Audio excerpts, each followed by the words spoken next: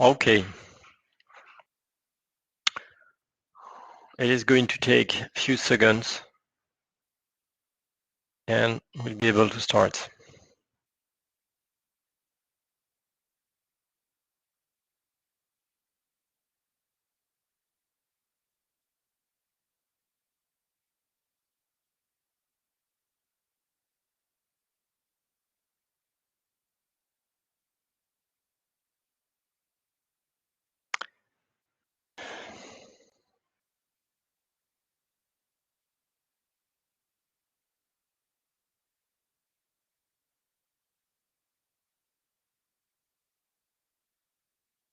Okay. Let's start. So yesterday we went through the introduction.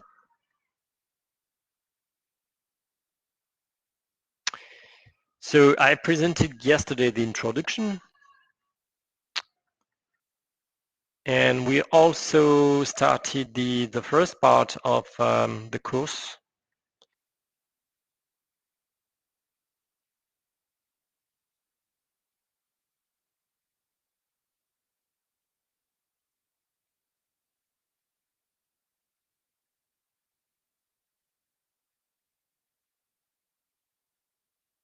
Yes, we started this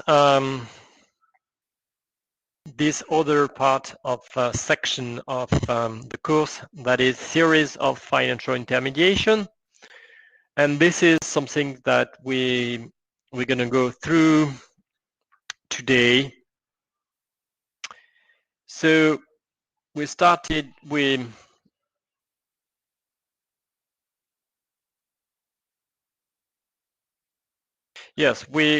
I presented this notion of symmetric information between two parties. I told you that actually there are three problems associated with symmetric information. The first one, which is called adverse selection, and second one, moral hazard, and finally a third one, which is called costly state verification. I also told you that along the lifetime of a financial contract, well, the three different problems associated with asymmetric information, let's say, are important, but at different time. Adverse selection is crucial at the time of signature of the contract.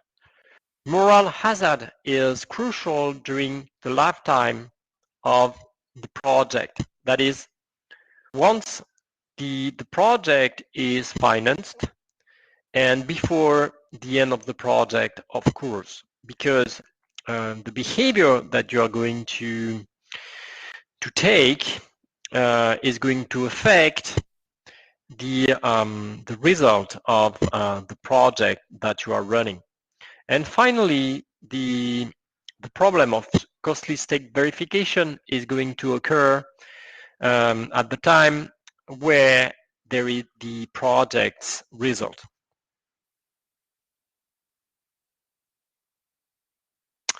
So we went through this first theory of diversification and delegated monitoring, and more precisely, I already talked about the two first points, if I remember well, point 1 and point 2.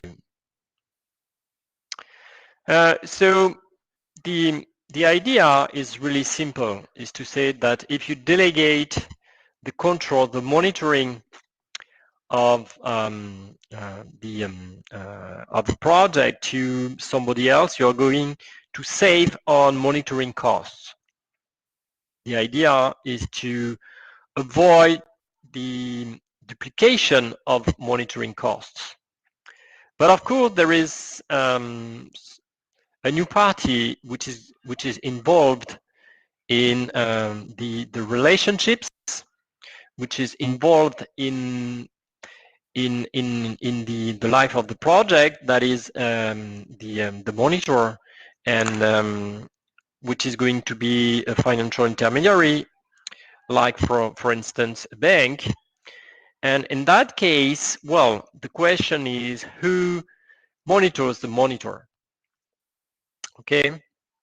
And the third point, which we are going to go through today, is to show that diversification, and I'm going to explain what is the role of a bank in terms of diversification, reduces the information asymmetry between the delegated monitor and investors, and therefore reduces the cost of delegation. That is what we are going to start with today.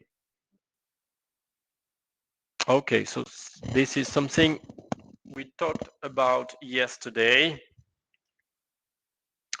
So if you compare, everybody is able to understand that NT is strictly lower than NMT,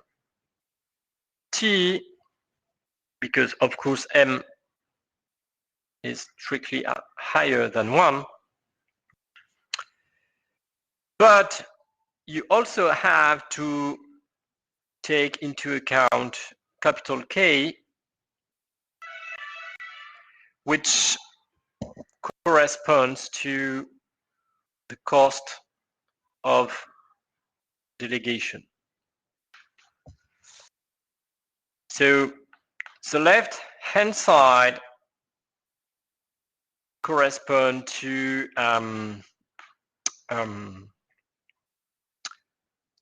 the entire cost of monitoring when using a financial intermediary.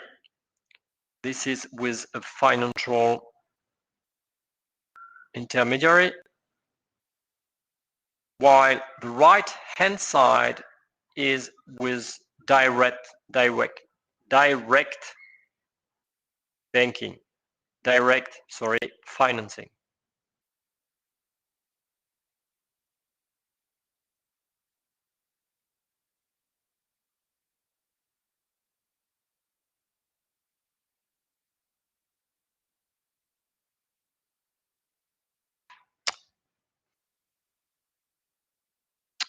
Okay, so now I'm going to talk about how diversification reduces information asymmetries and then reduces the cost of delegation. Okay. So of course, if you have questions, do not hesitate to interrupt me or to type your question in the chat. And this is why time to time I'm going to go to this version rather than the full screen. Okay, is that clear so far? Is that clear so far? Just this recap. Okay, great. Okay, so what is the idea about diversification as a way to reduce information asymmetry and therefore to reduce the cost of delegation? Well, we consider that entrepreneurs actually, so let's say entrepreneurs are going to be the one which are going to look for financing. So they want to borrow money, right? So we consider that entrepreneurs are better informed about the quality of the project they wish to achieve than investors. So basically, there is a problem of adverse selection. So you remember when we talk about adverse selection, the question is, I don't know who you are. Who are you?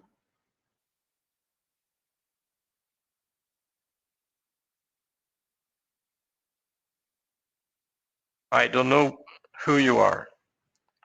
Okay. But the investor, the entrepreneur knows perfectly who he is. That's the point. In this case, entrepreneurs, let's say of good quality, will want to signal themselves in order to obtain better financing conditions. Okay, so you have to remember that the question of adverse selection is always related to the question of signaling. Okay, this is the two sides of the same coin. But for doing this, they will choose to invest in a significant portion of their own wealth in the project they wish to achieve. This is going to be the signaling behavior of good, let's say, good entrepreneurs. Of course, this is costly for them because they don't like risk. They are what we call risk averse. Indeed, by investing personally in the project, they bear a significant part of the risk. In that case, and this is going to be the role associated with using a financial intermediary like a bank. In this case, we will see how a bank that group a number of entrepreneurs, borrowers, would actually reduce the cost of reporting. So basically, the first part is not related. I mean, all of this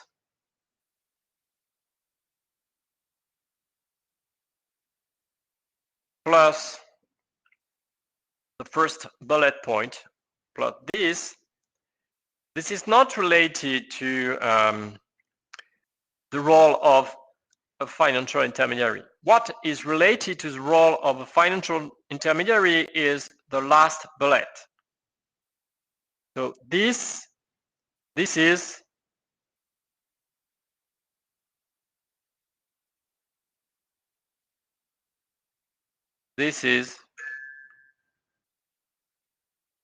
related to, this is the role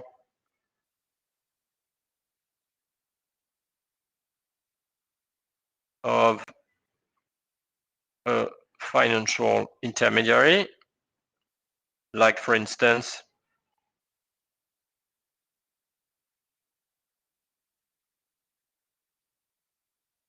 a bank.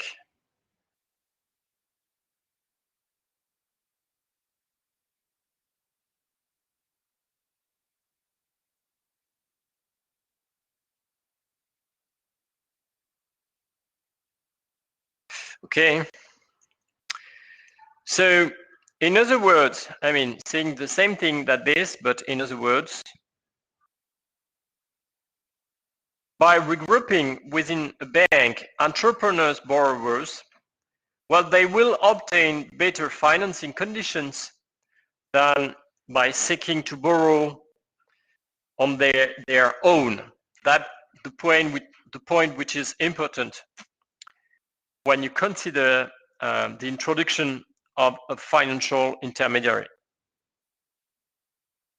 And this is what we are going to develop now. So first of all, we have to understand what a capital market with adverse selection is. So let me consider the following simple model. So let's say that there are n entrepreneurs who each want to realize a project. So realizing the project necessitates an investment which is equal to capital I. and there are random return, and I don't know why you don't see R of theta. And this is net. This is not gross return. This is net return. Net return. Net return.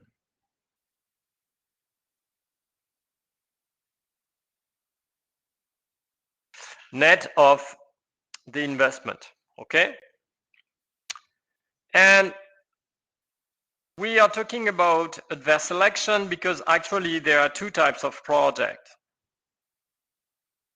So the two types of project are the two types creates wealth. The two types are profitable, but there is one type which is more profitable than the other. Okay, so there are two types of project. First of all, there is type 1 project, and this type of project is only weakly profitable. And there is type 2 project, and a type 2 project is more profitable. Okay, so what is theta 1? Well, actually theta 1 is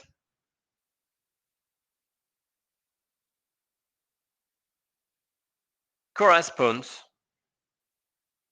to the expected profitability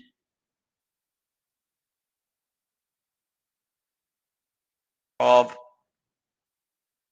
project theta 1.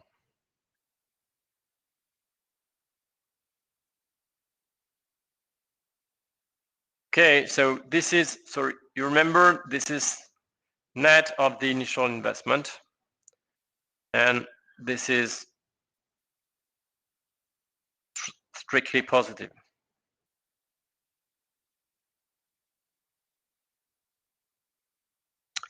And theta 2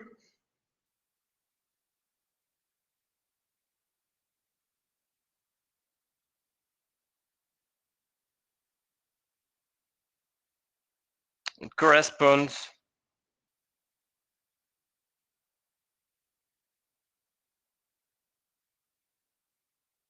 what is different is that now it's no longer theta 1, but it is theta 2. And this is strictly higher than theta 1. So this is why we say that a type 2 project is more profitable than a type 1 project. So an entrepreneur, by definition, knows the type of the project that he's able to realize. But this is not the case of outside investors. So if you are an outside investor, you only know the ex-ante distribution between a type 1 project or a type 2 project. So let's say if you are an investor, you know that the probability of facing a type 1 project is equal to pi 1. So it also corresponds to the proportion in the economy of type 1's project. And for type 2 project, probability is equal to pi 2, which of course correspond to 1 minus pi 1.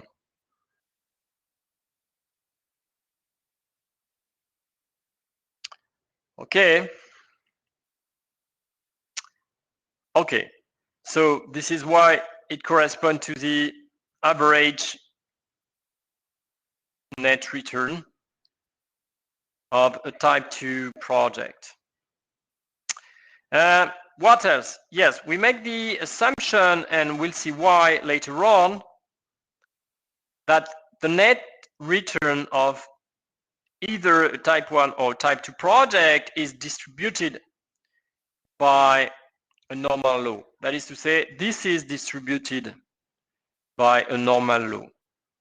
Okay, this follows a normal law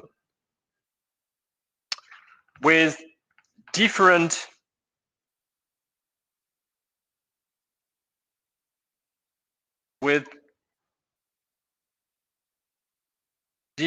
expectation, but same variance. Same variance. Okay.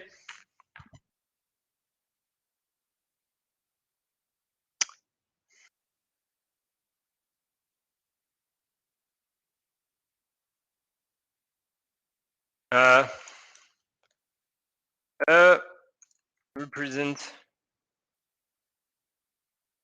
sign of expectation. E means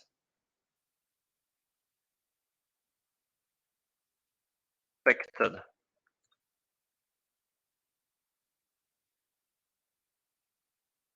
Okay. The expectation. Okay. Great.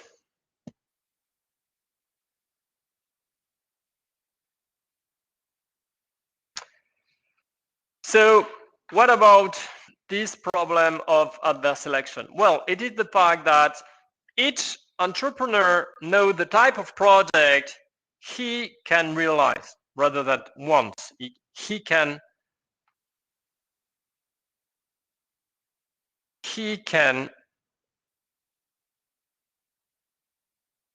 realize, because it is not a choice.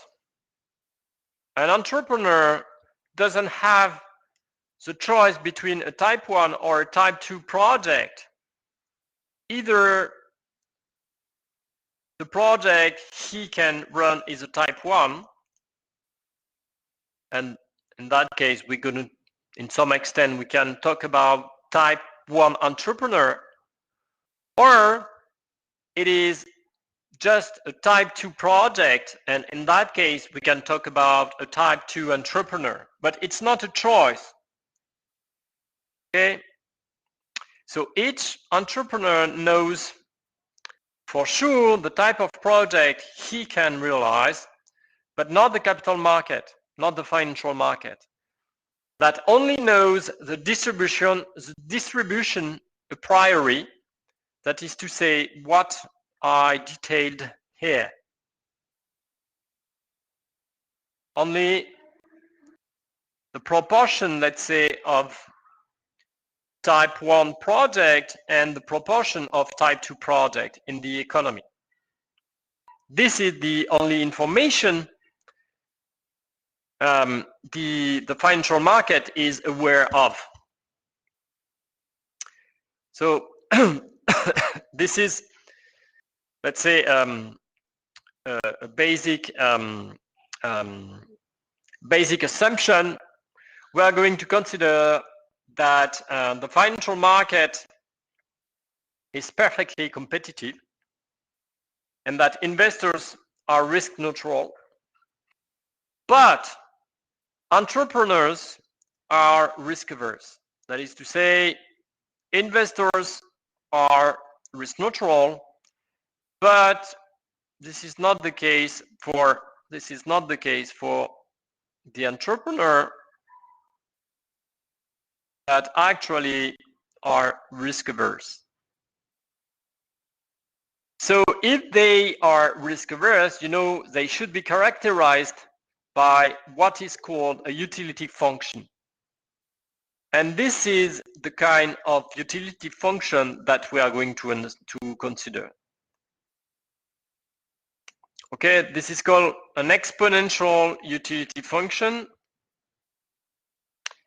And you'll see that using an exponential utility function and the fact that here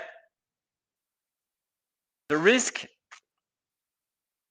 that is the random variables, are distributed by a normal law, this is going to simplify a lot how to resolve this problem.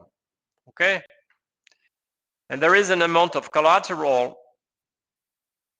so internal investment, if you prefer, that each entrepreneur has. Okay, and you see that first point to notice is that the level of collateral is strictly higher than what is required to realize the project. But investing in the project would imply to bear the risk. And any entrepreneur, since he's risk averse, he would prefer not to bear any risk.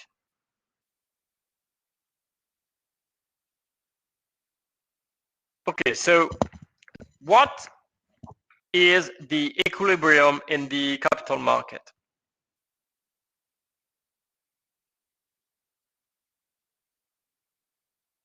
Well, when I talk about the equilibrium in the capital market, what I want to find is the price that investors are ready to pay, or in other words, to invest in each firm, that is to pay to each entrepreneur. So what is a pooling equilibrium? A pooling equilibrium is a situation in which both type 1 and 2 entrepreneurs would accept to, in some extent, sell their firm to the financial market. So in that case, the price investors are ready to pay is correspond to the expected value of a firm. And the financial market know that with probability pi 1,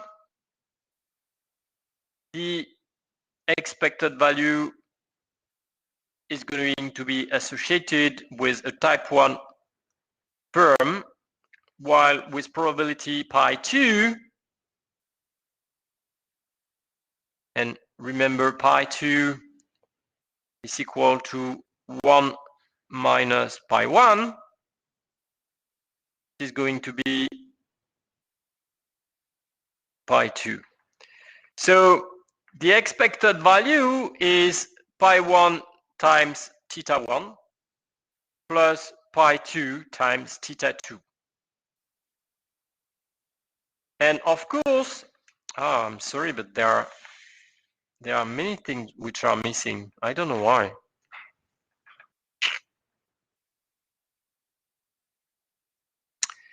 I don't know why. Anyway, so you see that, of course, we have pi 1 theta 1 plus pi 2 theta 2, which is strictly higher than theta 1, but strictly lower than theta 2. So of course, if you are a type 1 entrepreneur, you accept this price. You say yes to that price for two reasons. First of all, because this price is strictly higher than the true value of your firm, the true expected value of your firm. And moreover, because by doing that, you get rid of the risk. So this is what you are really interested in. What about if you are a type 2 entrepreneur? Well, now things are a little bit more complicated. Why? Because if you accept this price, you get rid of the risk. So you obtain W0 plus P with probability 1.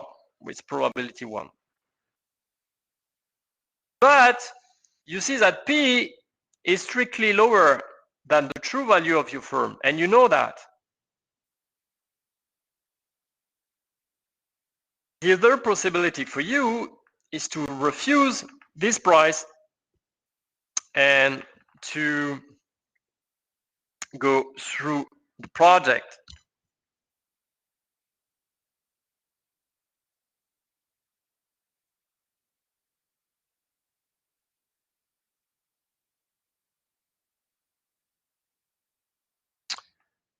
Okay, to go through the project.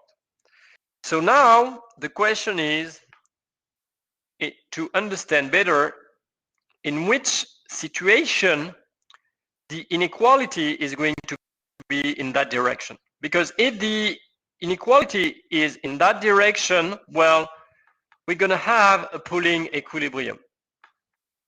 Because in that case, both type 1 and type 2 entrepreneurs are willing to accept this price, P, and therefore the true price is actually that one.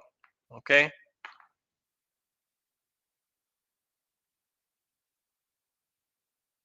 So in order to be able to go a little bit further about how to say a little bit more about this inequality, we have to define what is called in financial economics certainty equivalent.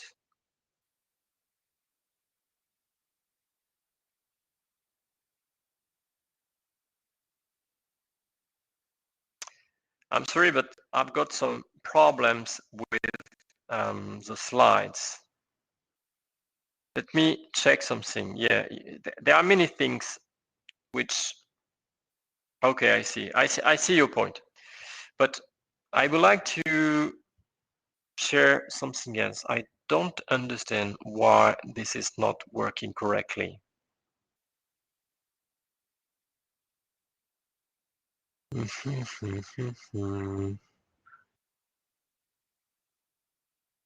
No.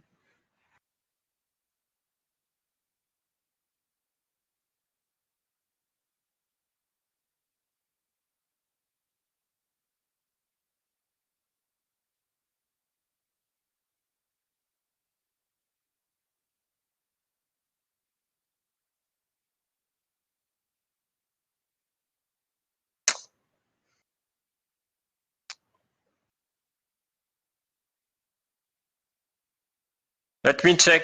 Let me try something else. Sorry.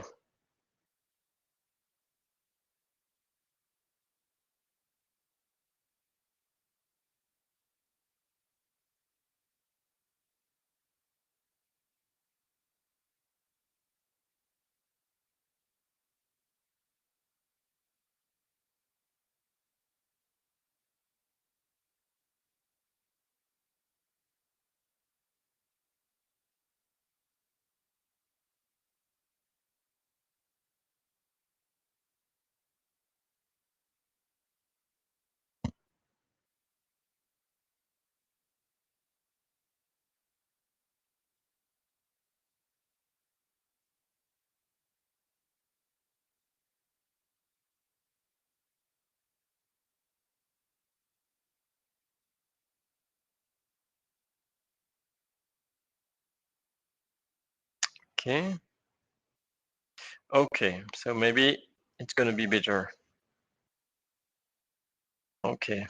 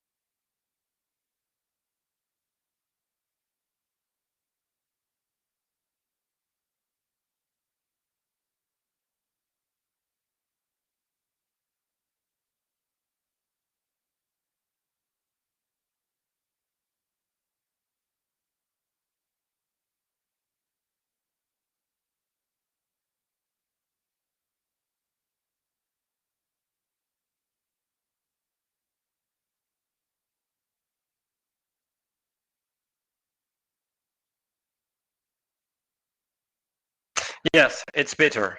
Okay.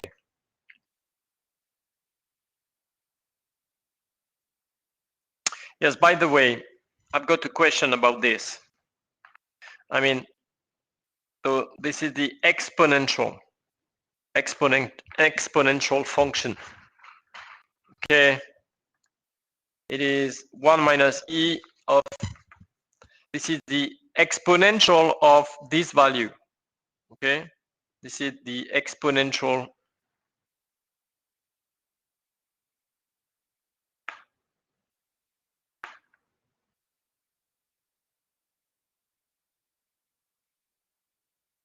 function. I mean,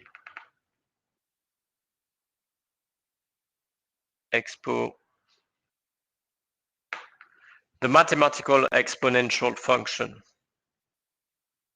Okay.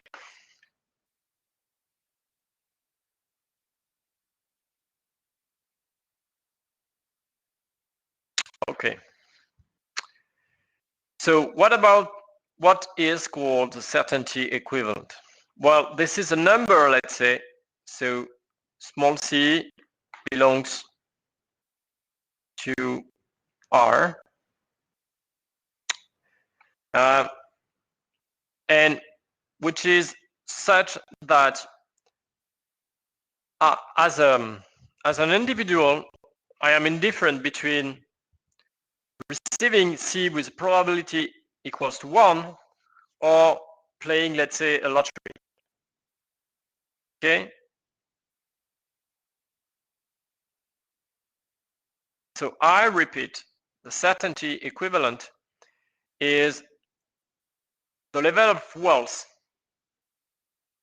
that you can obtain for sure, which is such that an individual is just indifferent between this certain amount of wealth, C, and playing, let's say, to an uncertain lottery that is receiving R tilde. And the tilde means that there is uncertainty about the amount of wealth that you're going to receive in the future.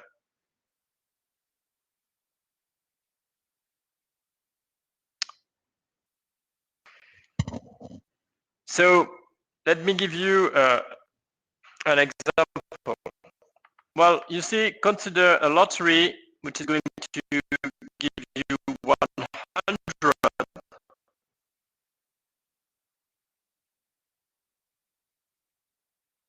or 0 with probability 0.5. Oh, yeah.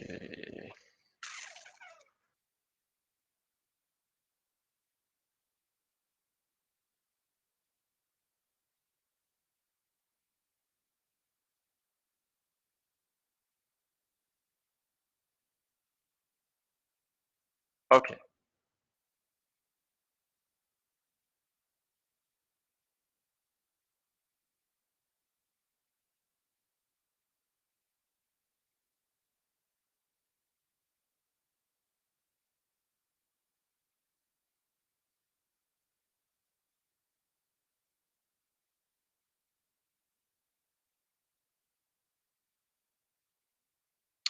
So Consider a lottery, which is going to give you 100 with probability 0.5 or 0 with probability 0.5.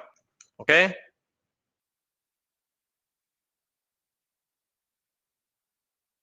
So if you, this is, let's say, x tilde.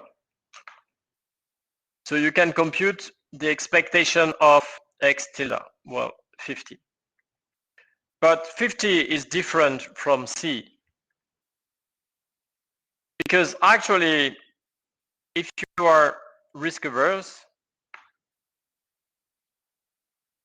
you're going to modify this lottery and to find something like, for you, it is the utility associated to 100 and the utility associated with 0.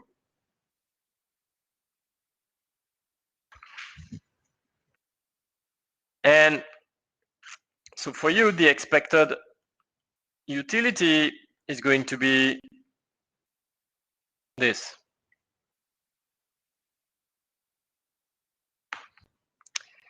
And so the question is, what is C that you are going to receive with probability equal to 1? So C is such that E of U equal U of C. And there is no longer expectation, because you are going to receive C with probability equal to 1. If you are risk averse, what do you think about C compared to 50? What would be the inequality?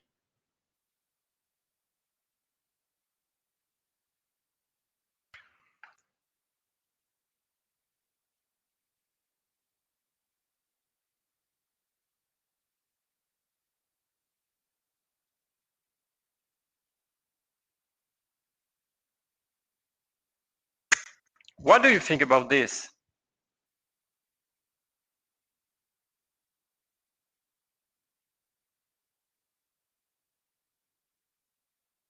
C compared to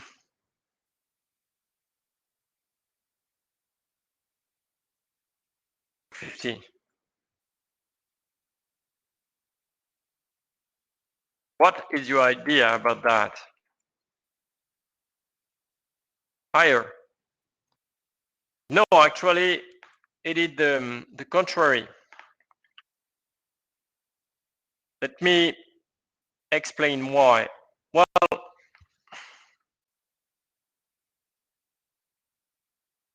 $50 corresponds to the expected value of the lottery. But if you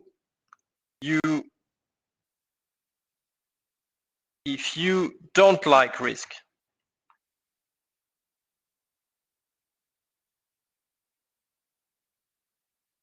you can be a little bit, in order to be indifferent, C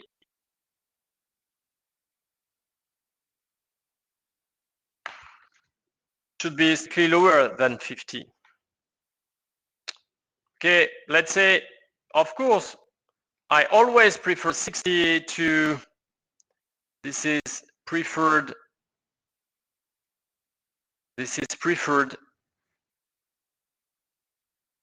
to the lottery in which I'm going to have 100 or 0 with probability 1/2, because 60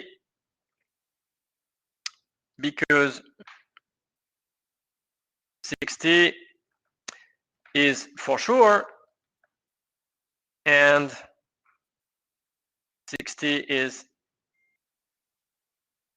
strictly higher than the expected value of the lottery.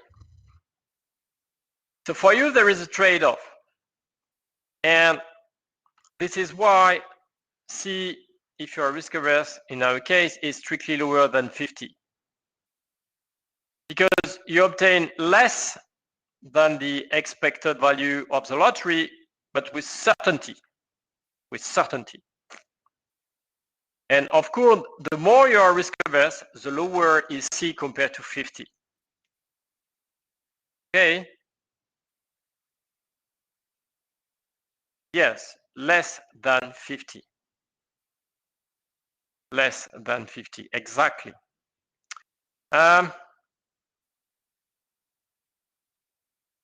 So I've got several questions.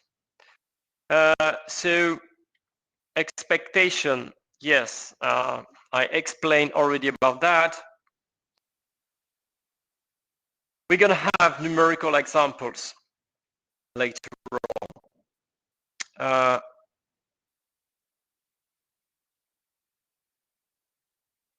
Okay, pooling equilibrium I see. I see also for canvas system. Okay, that is done. Okay, I see. Okay. Okay.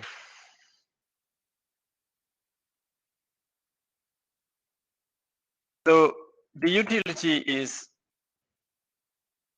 so let me be a little bit more specific. The utility of wealth is written like 1 minus exponential minus rho. So this is the wealth, your wealth. So for instance, if your wealth is 10,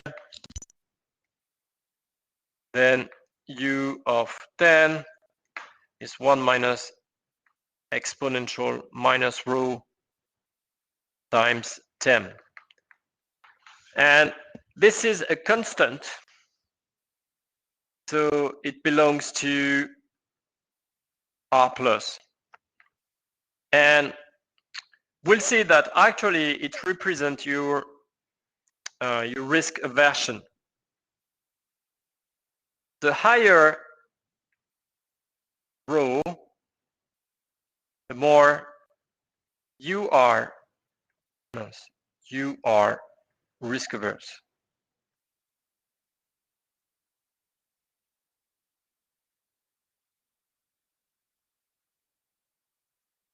So in other words,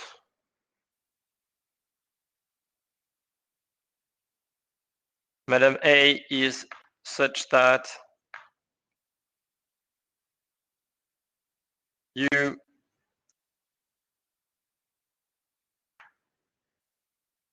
and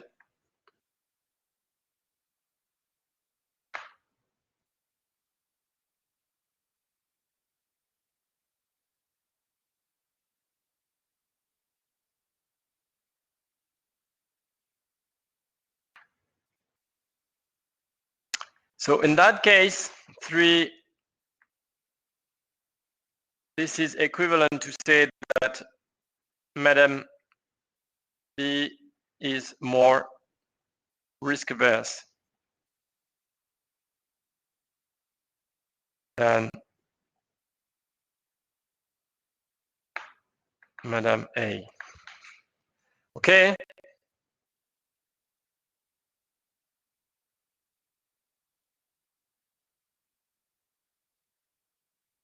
Yes, about pooling equilibrium.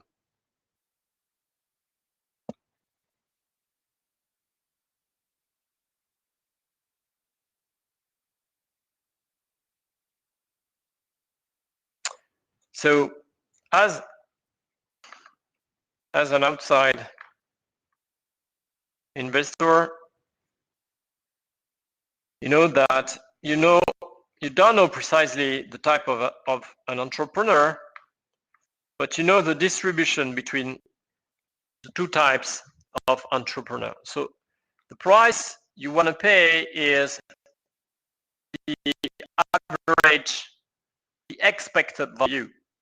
So it is pi 1 r tilde of theta 1 plus pi 1 implies 2, sorry,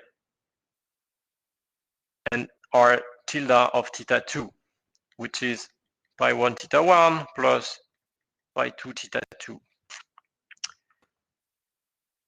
But this value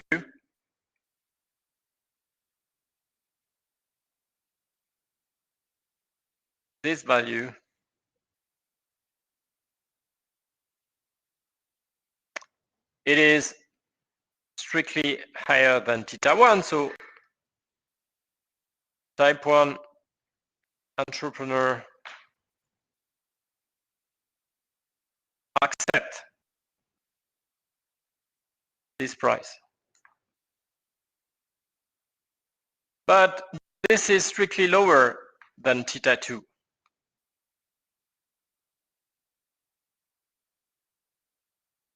So for a type 2 entrepreneur, there is a trade-off. Because on the one hand, if a type 2 entrepreneur accepts this price, well, he or she loses money. But on the other hand, he gets rid of the risk. And this is good because he or she is risk averse. Okay?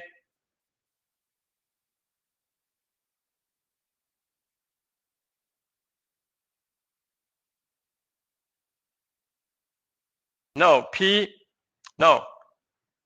is a price. This is a price over there. It corresponds P. Here, P is not probability. It is a price. Price. This is a price. Well, this is the expected value, you know. If you know that the price is 50 or 10 with probability 1/2, 1/2, the average price, let's say the average value, the price corresponds to the average value.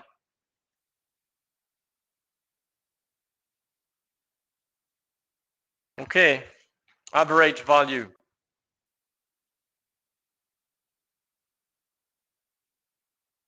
Okay, corresponds to the average value, just the average value.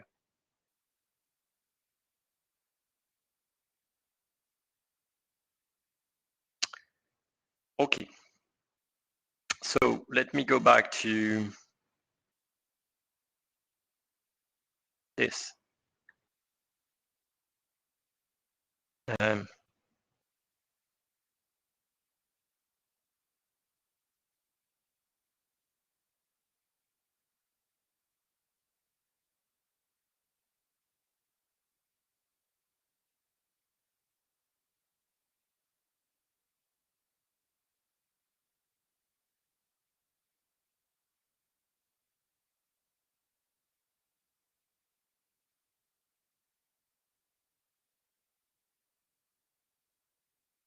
Okay.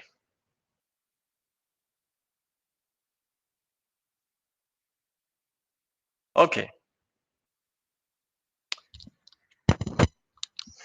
So I told you that we were considering what is called an exponential utility function and a random variable distributed by a normal law. And in that case, actually, the certainty equivalent is very easy to write.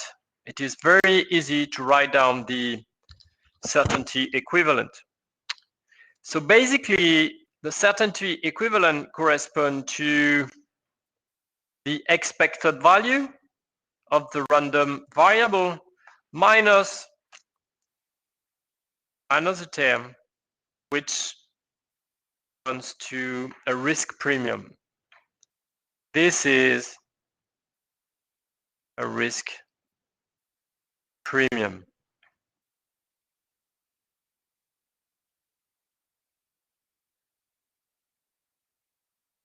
Okay, And you see that when rho increases, the risk premium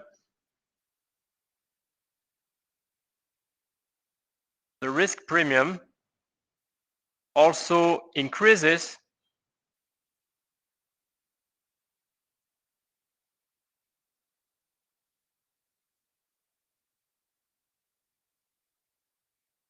which implies that C decreases. Okay, so I repeat, the higher rho, the lower is C. Okay, because the more you are risk averse, well, in this trade-off between losing money and being insured, you prefer to be insured. And this is why you accept a lower amount of wealth, but for sure in that case. Okay, so once again, this corresponds to the risk premium the entrepreneur is ready to pay in order to be entirely insured. Okay, but remember that in order to get this specification for the certainty equivalent, you need two assumptions.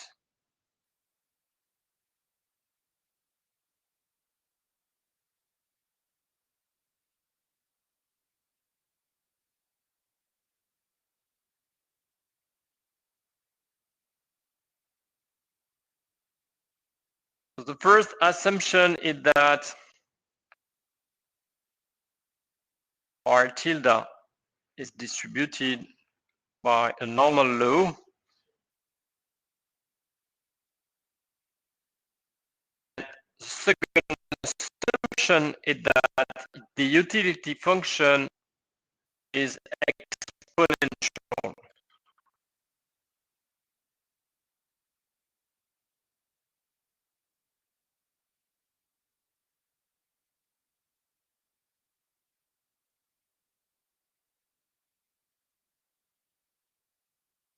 Okay, and if these two assumptions are satisfied, then there is one simple expression for the certainty equivalent. Otherwise, it is more complicated to find the expression of the certainty equivalent. So this is why we are considering these two assumptions.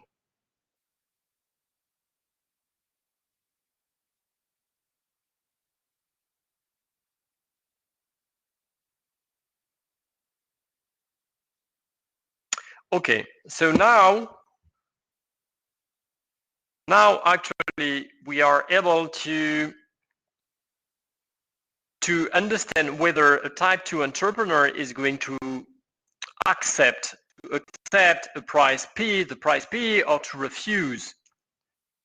Because we are going to use the certainty equivalent. So in other words, this is the expected utility of a type 2 entrepreneur if he or she refuses the price P. So what we do here is just to compute the certainty equivalent of this amount. C corresponds to W0 plus the expected value θ2 minus 1/2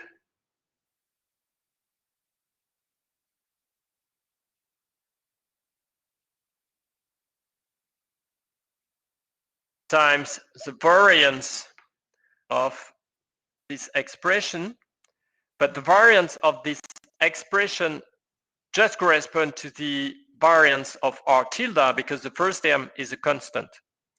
So this is just sigma squared.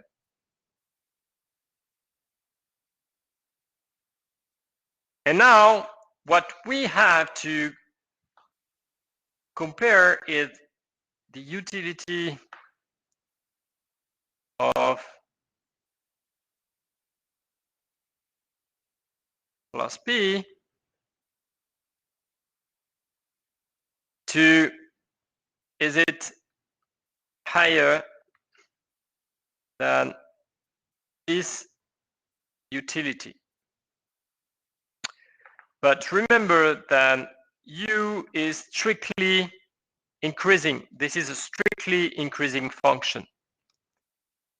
So this inequality is going to be satisfied if and only if arguments which are between brackets are strictly higher. And this is what is written here.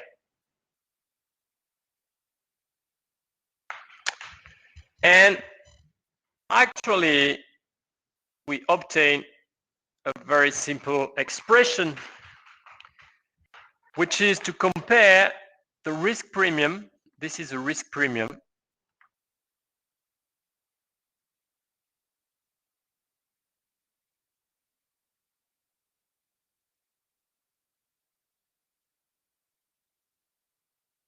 To the loss of money for a type 2 entrepreneur if he or she accepts the price P.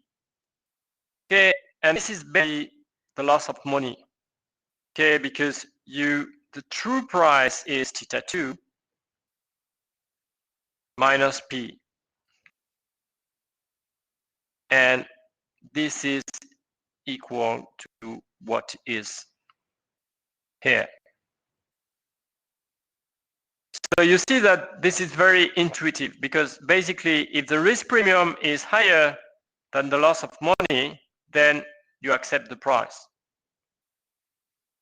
You prefer to be insured because you are ready to pay more for being insured compared to what you are losing.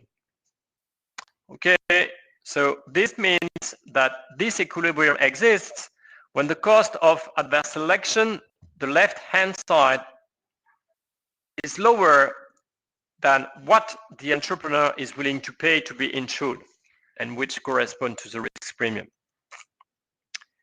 Okay, so what about now if the inequality goes in the other direction? What about if we have this? Well, in that case, type 2 entrepreneurs prefer, they refuse the price. They refuse the price P. They refuse P. Okay, so we're going to have what is called a separating equilibrium. So what is the difference between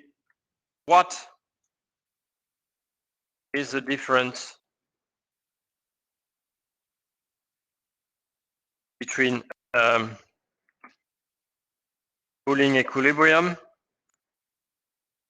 and separating equilibrium?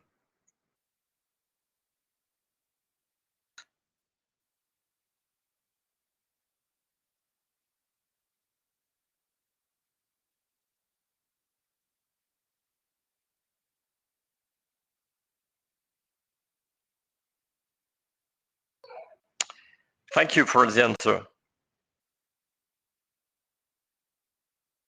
Thank you. What is the idea of what is called a pooling equilibrium versus a separating equilibrium? Well, in a pooling equilibrium, the two types of entrepreneur are pooled together. Everybody is willing to sell at the same price. But in a separating equilibrium, you see that there are two different behaviors. On the one hand, a type 1 entrepreneur accepts a price, whereas a type 2 entrepreneur prefer not to sell his or her firm So putting equilibrium types 1 and 2 accept the price P.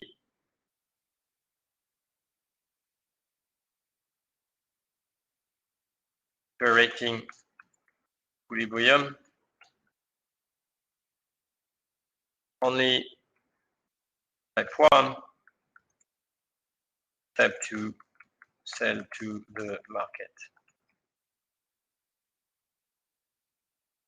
Okay. But this is important. Why? Because if you know, if the market know that only type 1, so I repeat. Okay, great. This is working. Okay.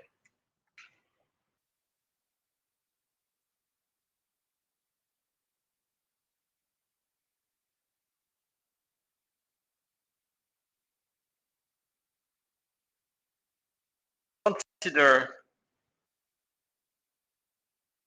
a separating equilibrium.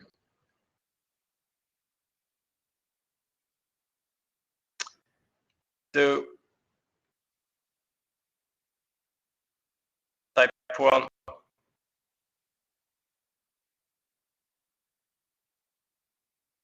entrepreneur accept to sell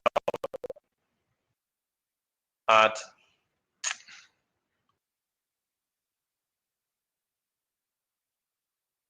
the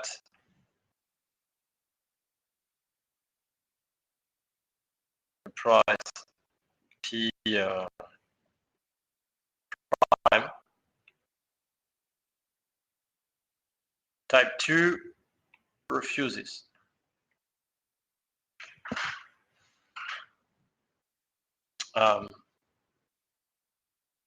So what is now in this situation the equilibrium price? Well, now you see that in front of you, if you are an outside investor, you know that in front of you, you only have type 1 entrepreneurs. So the price is no longer pi 1 type theta 1 plus pi 2 theta 2. Now it is theta 1 only, because you're gonna have a type 1 entrepreneur with a probability equals to 1. Okay?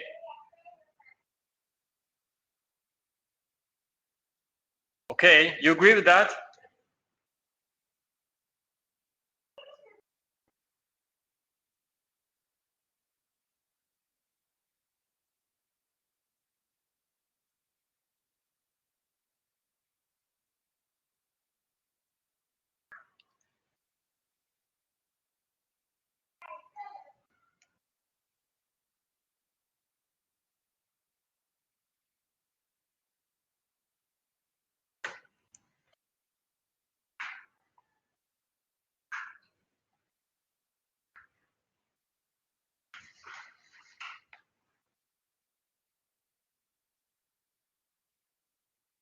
This explains this value, this new value of the equilibrium price in a separating equilibrium. Okay, so with this amount, type 1 entrepreneurs still accept this price because it corresponds to the true value of their project, and by selling in some extent their project, they are fully insured, which is what they are interested in. Okay, what about type 2 entrepreneurs? Well, they self-finance their project, because you see that if they refuse a price, so theta 1 of course is strictly lower than pi 1 theta 1 plus pi 2 theta 2. So where they refuse this price, of course they are also going to refuse that price. Okay.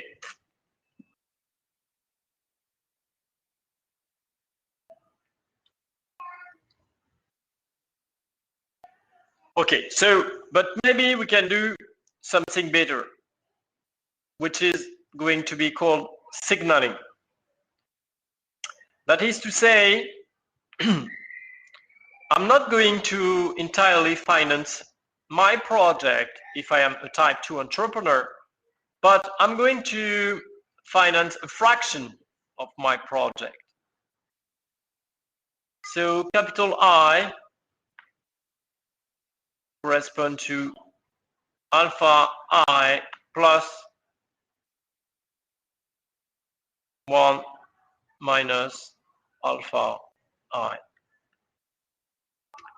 And this is going to be self-financed, and this is going to be sold on the financial market.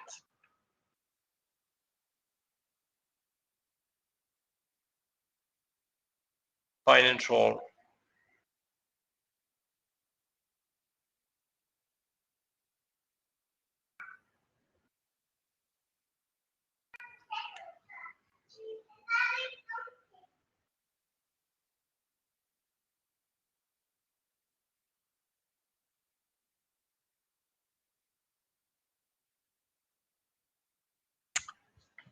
So we're going to talk about a separating equilibrium.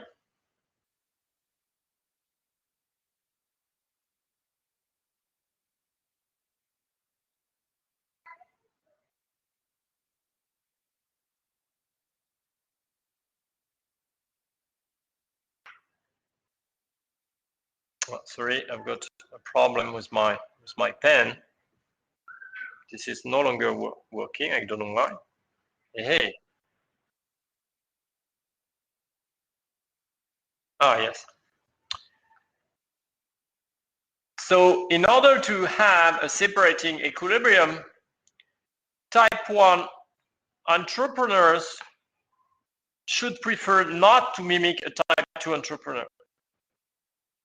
Not to mimic a type 2 entrepreneur. So this is going to be the case if they prefer to sell entirely their project financially rather than just a part of the project. Okay, so if they sell only part of the project, well, for this part, which is going to be sold to the financial market, the financial market is going to take them for a type 2 entrepreneur. So financial market is really to pay theta 2, not theta 1, theta 2. Okay, because in that case, a type 1 entrepreneur mimics a type 2, imitates a type 2 entrepreneur. But concerning the other part, in that case, you see that type 1 entrepreneur is going to obtain the true value. This is a true value. Okay, so this is related to a type 1 entrepreneur. And of course, what we're going to do in order to be able to get rid of the utility function is that we're going to consider the certainty equivalent.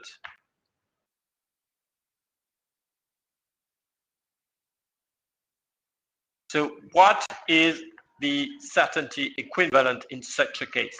So remember, first we take the expected value. So the expected value is W0 plus 1 minus alpha times theta 2.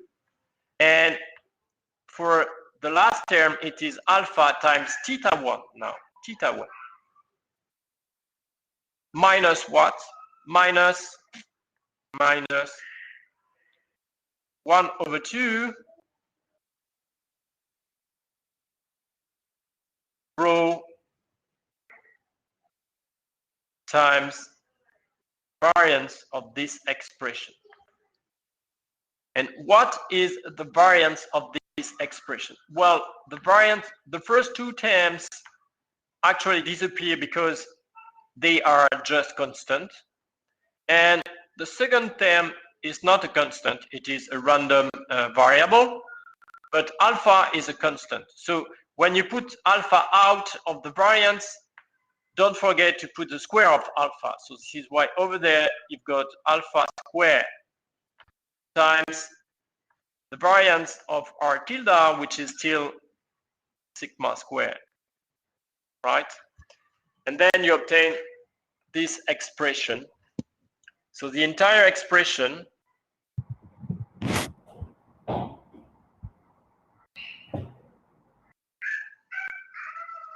this is B.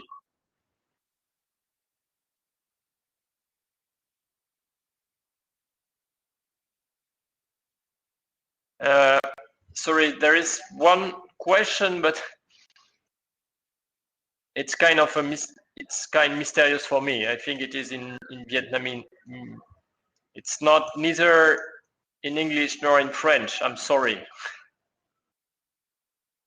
It's quite complicated for me still.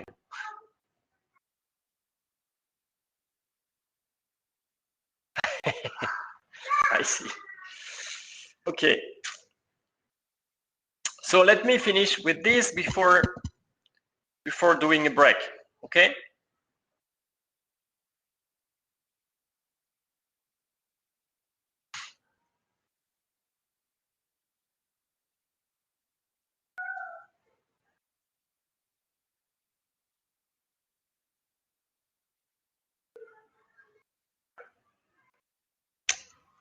So if you compare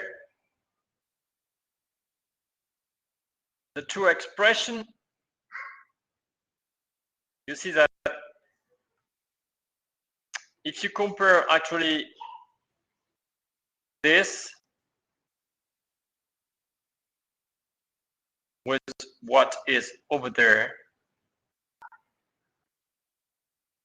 okay,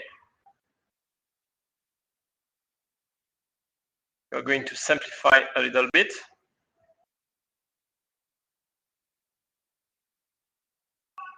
And you end up with this expression.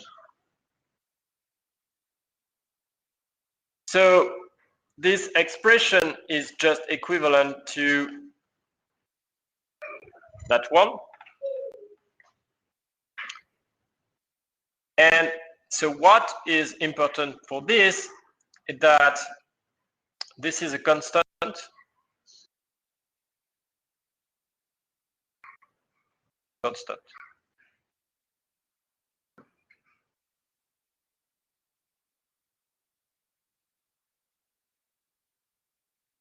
And this is a function of alpha. Okay? So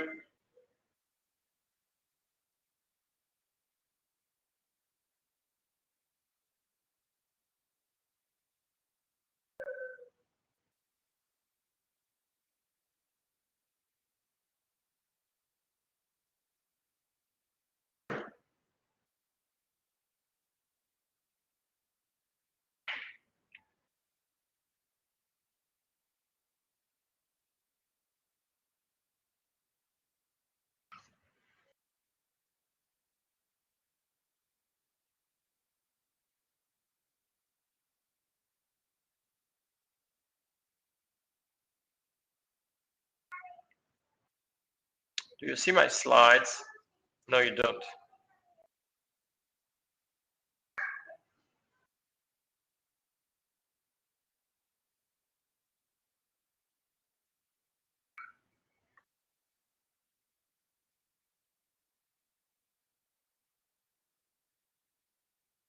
Okay.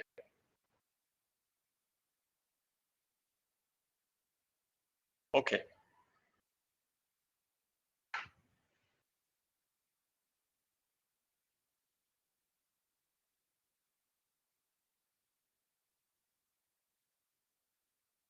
So this is alpha.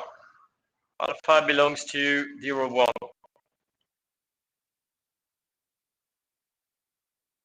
And you've got a function of alpha, which is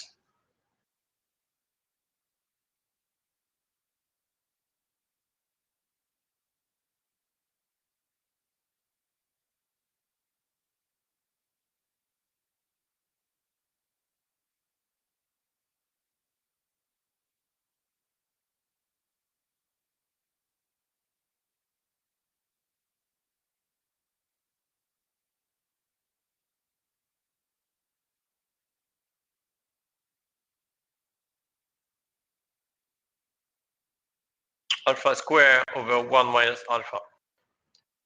So you see that you've got a function which is like this. And there is somewhere a constant. So you see that there is a range over there, an interval. So for alpha, which belongs to 1, there is separation for all this range. Because for all this range, we're going to have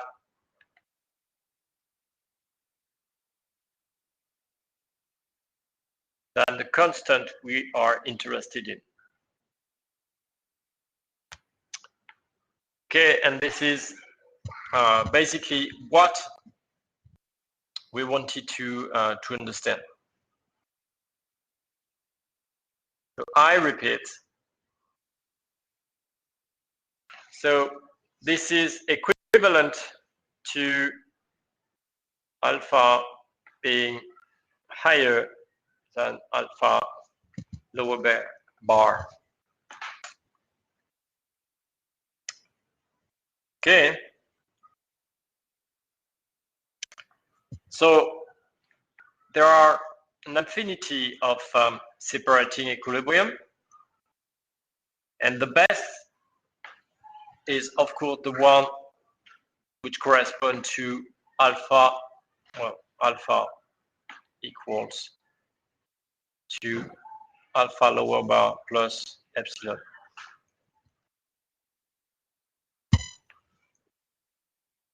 Okay, so the best from the point of view of the entrepreneur, because remember that the entrepreneur, he is risk averse.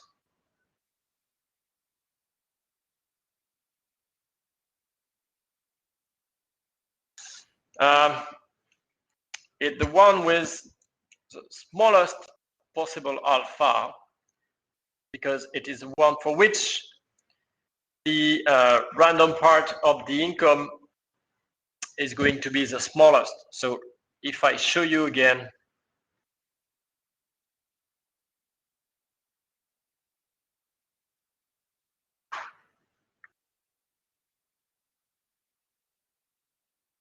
yes, you want alpha to be the smallest possible, because this is the fraction of the project which is self-financed by the entrepreneur himself.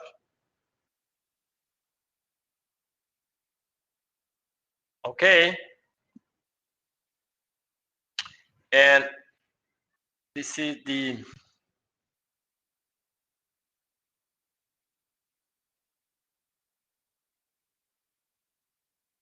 signaling cost, because the remaining part is going to be paid now theta square, not theta 1, theta square.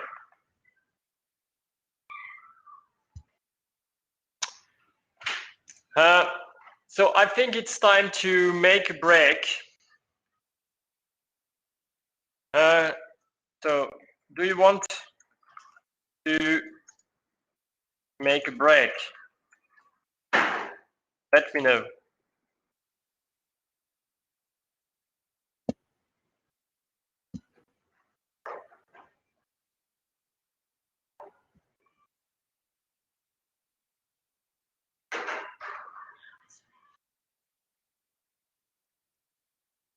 Yes, you agree? Okay, so let's say we're gonna make a 20 minutes break and then we'll start again. Okay? See you. See you in 20 minutes.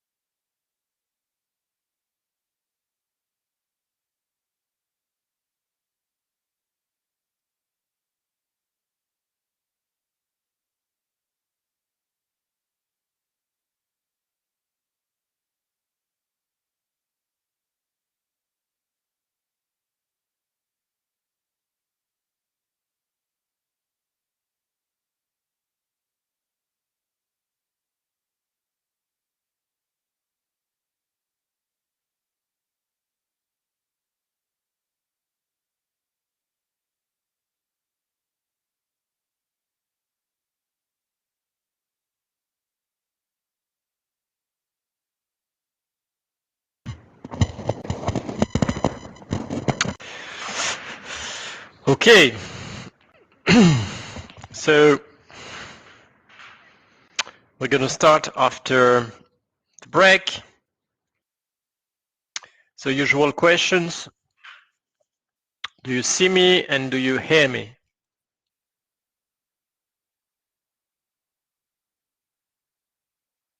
Yes?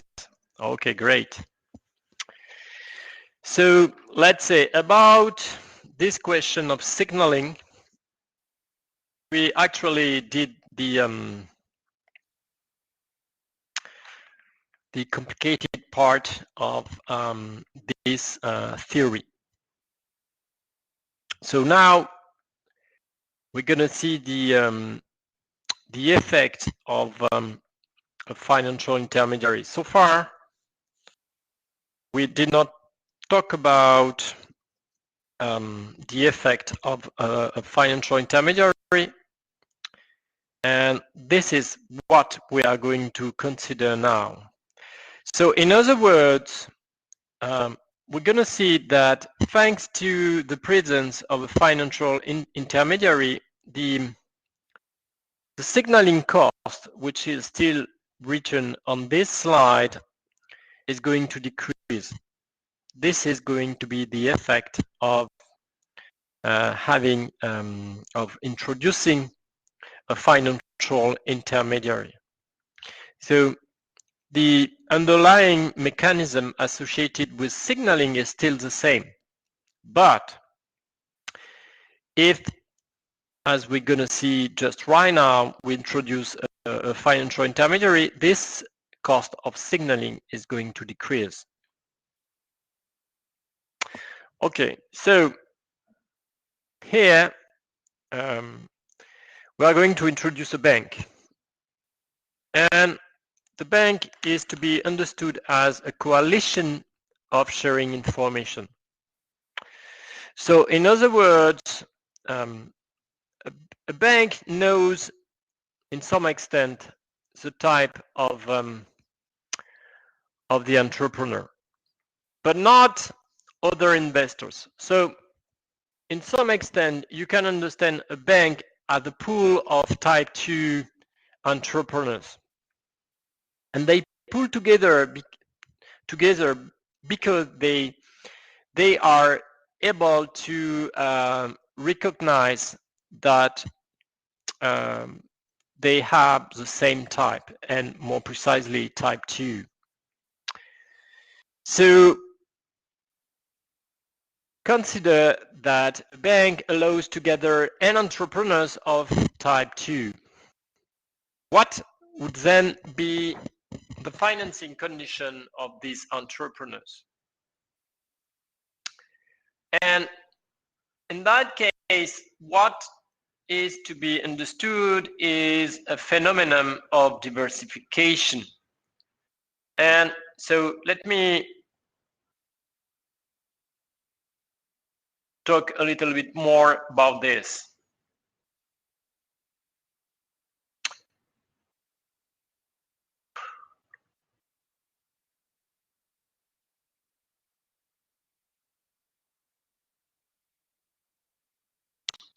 Okay.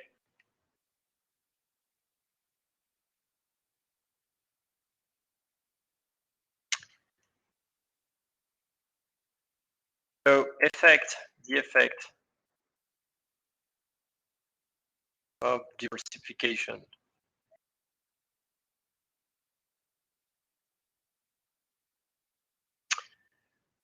So first, benchmark.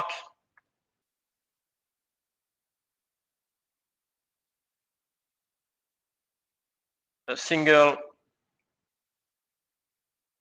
entrepreneur.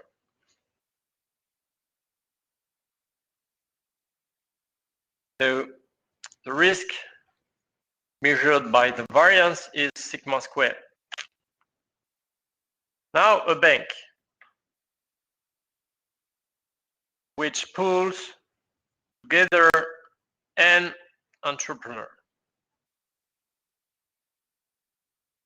And the risk is divided between the n entrepreneurs.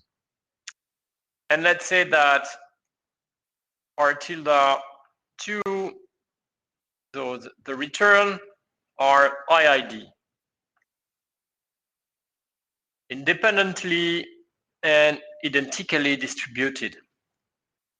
So in that case, you see that now for each entrepreneur, so for each entrepreneur, you have to compute the bar of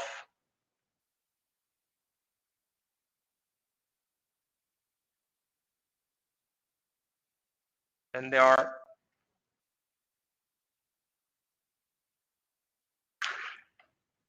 n times first, second, n minus 1, n. And this is times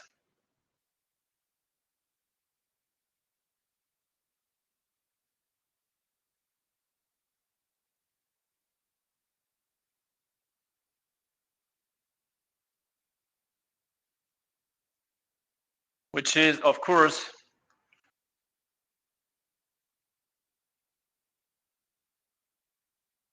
strictly lower than sigma square.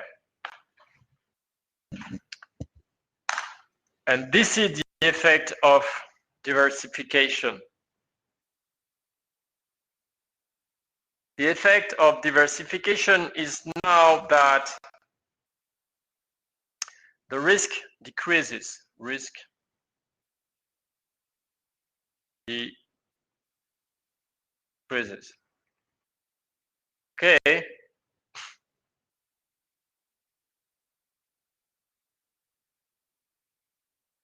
Okay, you agree with that?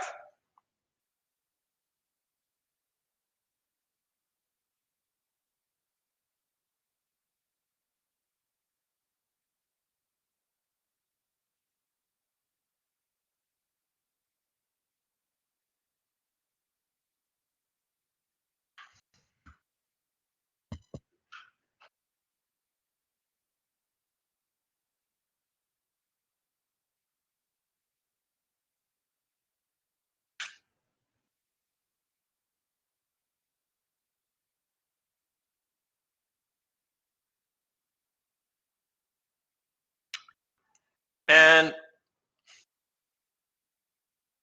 cost of signaling is an increasing function of sigma.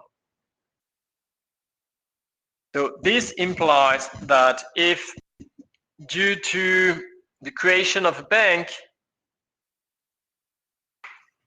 let's say sigma,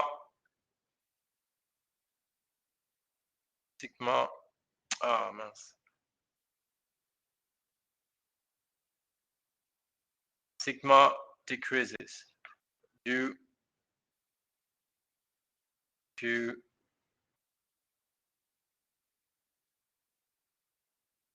creation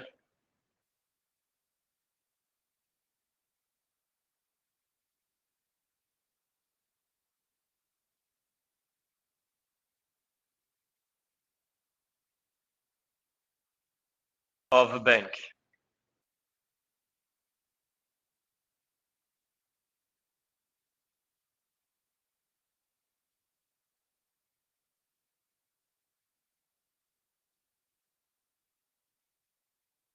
Therefore, the signaling cost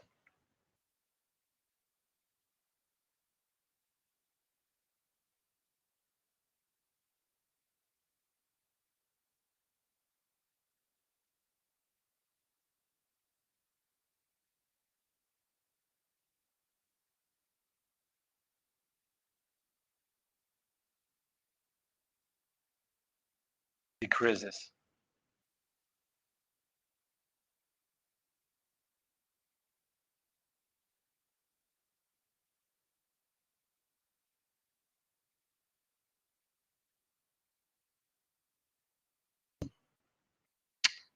Okay.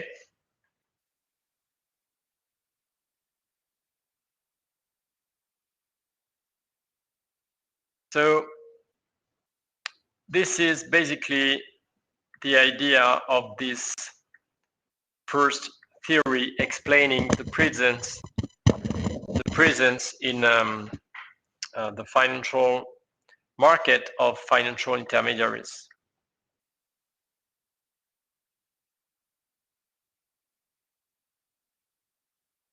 Okay.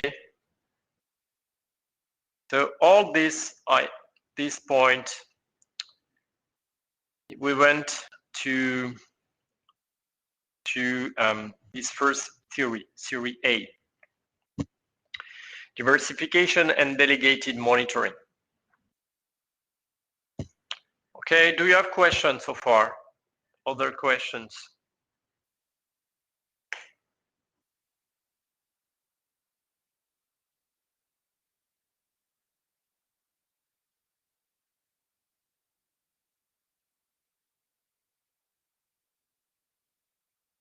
No questions?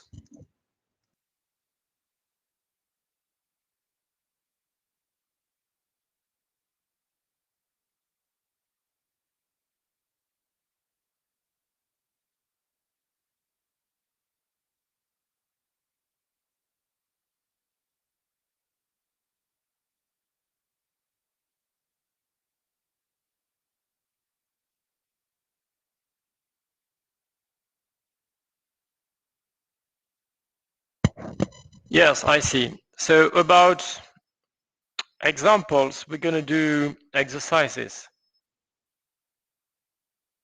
Okay.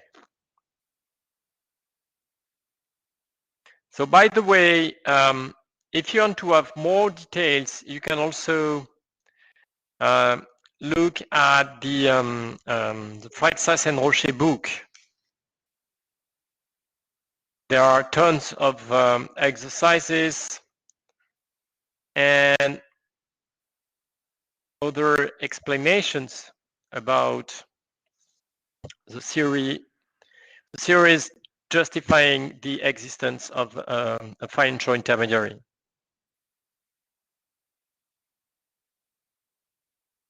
So, okay.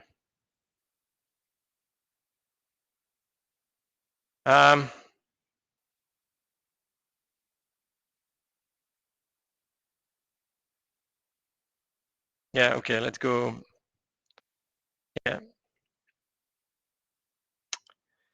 But maybe let me try something else, because you're going to tell me if it is better or not.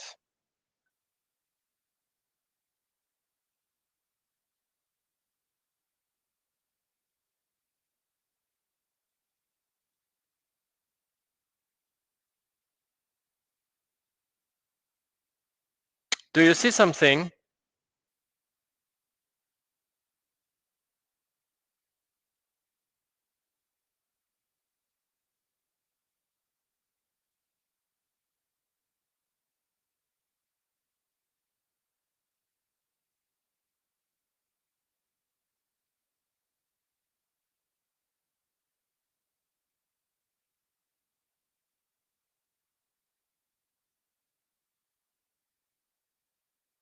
Okay.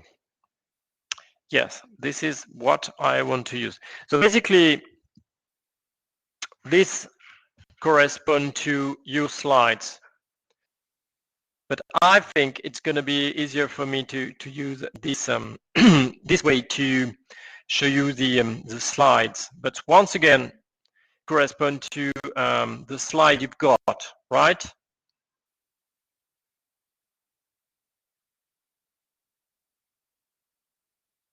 Okay, but precisely slide, okay?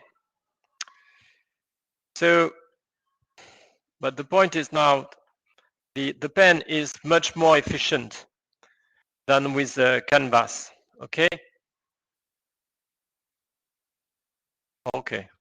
So if there is a problem, do not hesitate to interrupt me, right? So the second idea is about liquidity insurance.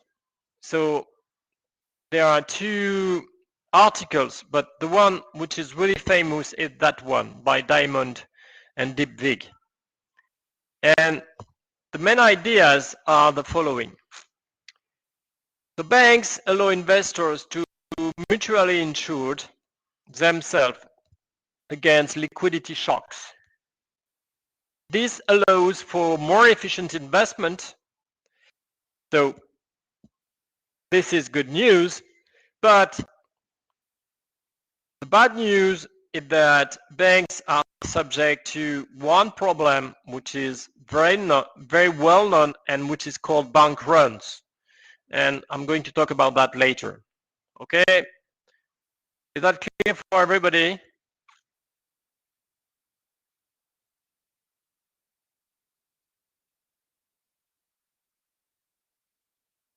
Do you see everything?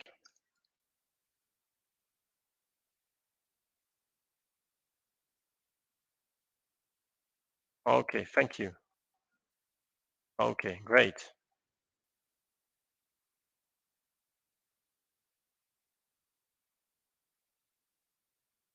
Okay.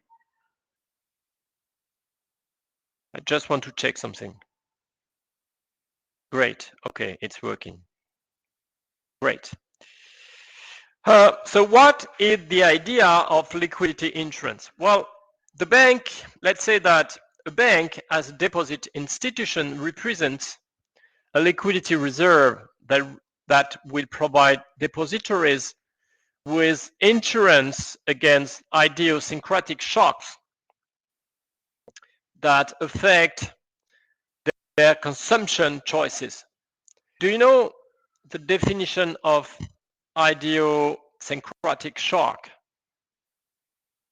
So it is the contrary to a macroeconomic shock. So it's not a macro shock. Okay, no, it's not this. It is a shock which is going to affect only one person, not everybody. One person. This is idiosyncratic shock. Are you familiar with that?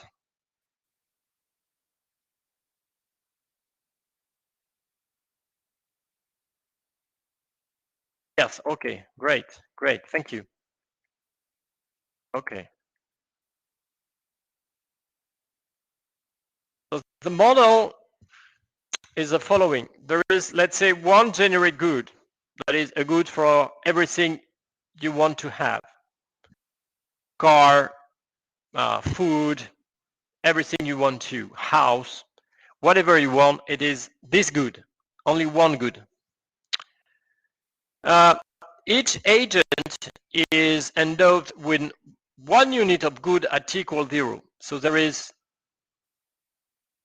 t 0, 1, 2, 0, 1, 2. And possibly there is a liquidity shock at t equals 1.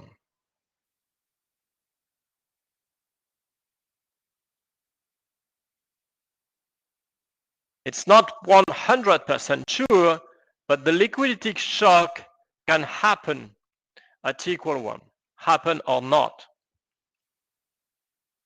And this is a liquidity shock which is going to affect one people, not everybody. This is not a macroeconomic shock. Okay?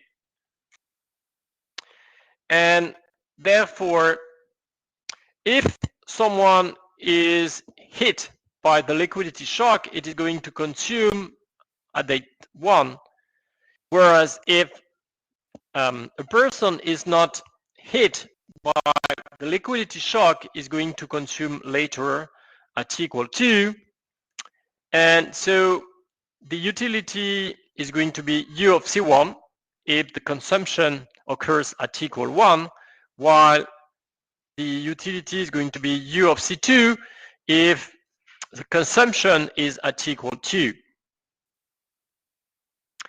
So ex ante, I mean at t equals 0, the kind of the intertemporal expected utility is pi 1, because pi 1 is the probability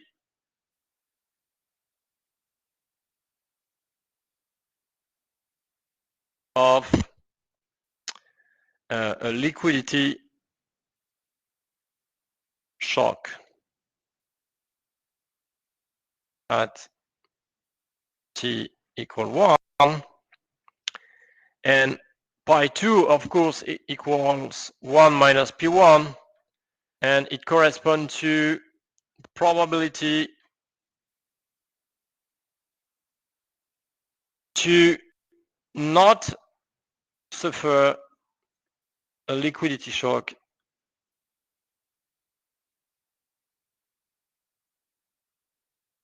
at t equal 1.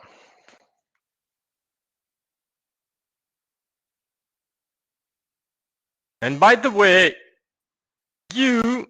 so there are two important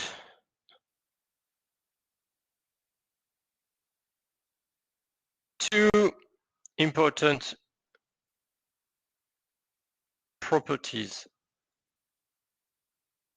of the utility function.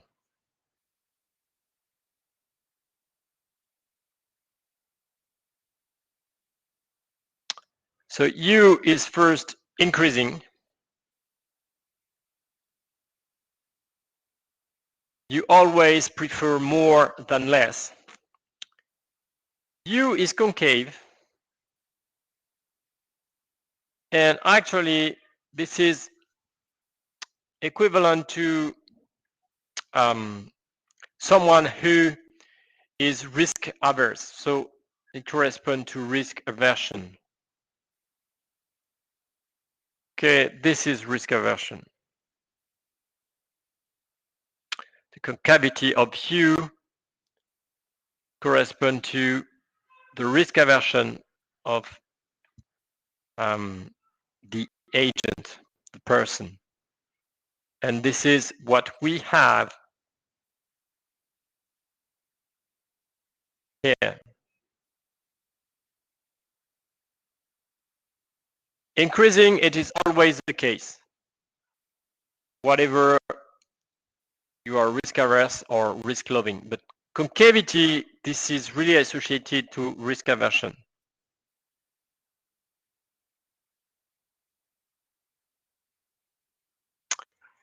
So let's say the generic good can be stored from one period to another, but there is one investment possibility. And if at equal 0, you invest in this long-term investment opportunity, you are going to obtain at equal 2 more than initially. That is, if you invest 1, then you're going to obtain R. And if, of course, if you just store your generic good, you are going to obtain 1 by 1, not more. The problem with this long-term investment is that if you have to sell at equal 1, so this is what is going to happen if you are not hit by the liquidity shock. But if liquidity shock, then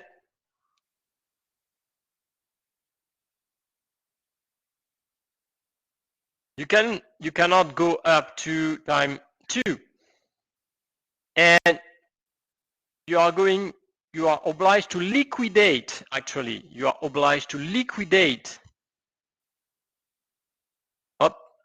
Liquidation at equal 1, and you obtain L, which is strictly lower than 1. So in other words, if you were 100% sure not to be injured in some extent by the liquidity shock, of course, you would always invest in the long-term investment because you would get R, which is strictly higher than 1, and you would consume at equal 2. But you are not 100% sure of this. There is the possibility of being hit by the liquidity shock at equal 1. and being forced to consume at equal 1. In such a case, you're going to liquidate your long-term investment, but then you're going to obtain less than by just storing your amount of generic good from one period to another period. Okay? Is that clear for everybody?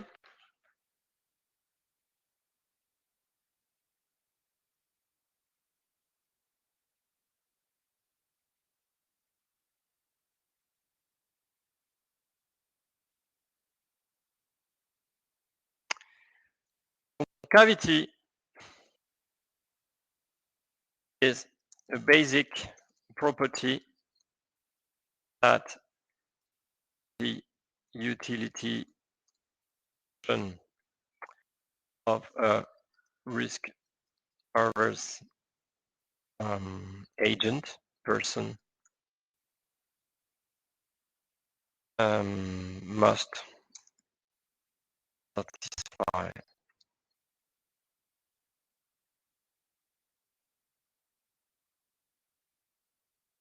So if you don't like risk, the utility function which represents your preferences has to be concave. It has to be concave. Okay.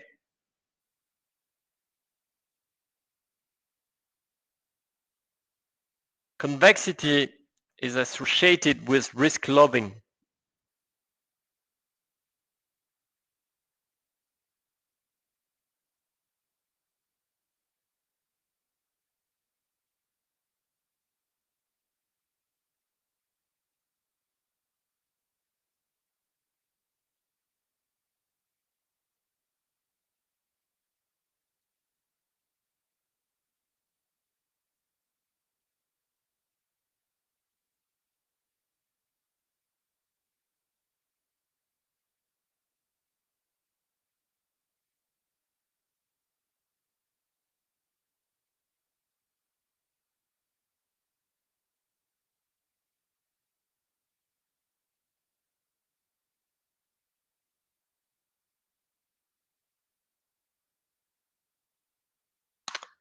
X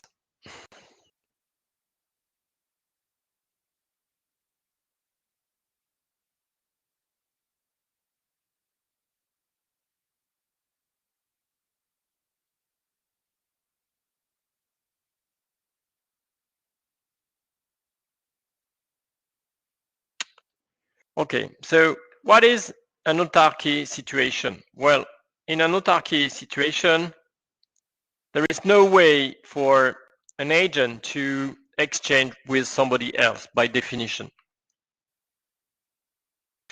So the consumption at equal 1 is going to be if with capital I, which belongs to 0, 1. So your consumption at equal 1 is going to be 1 minus I, that is the stored part of your investment, plus I times L, which is the amount which is liquidated at equal 1. And since L is strictly lower than 1, well, this is strictly lower than 1. But if you go through and consume at equal 2, then you're going to have 1 minus I, the amount which is stored, plus the return on your long-term investment. Okay, and since R is strictly higher than 1, of course, this is strictly lower than R, and the equality is only possible if and only if capital I is equal to 1. Okay? And what you're going to be is to maximize your utility taking into account these two constraints. Okay?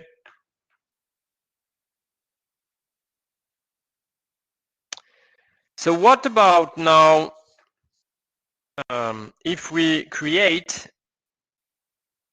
a financial market at equal 1? So now consider that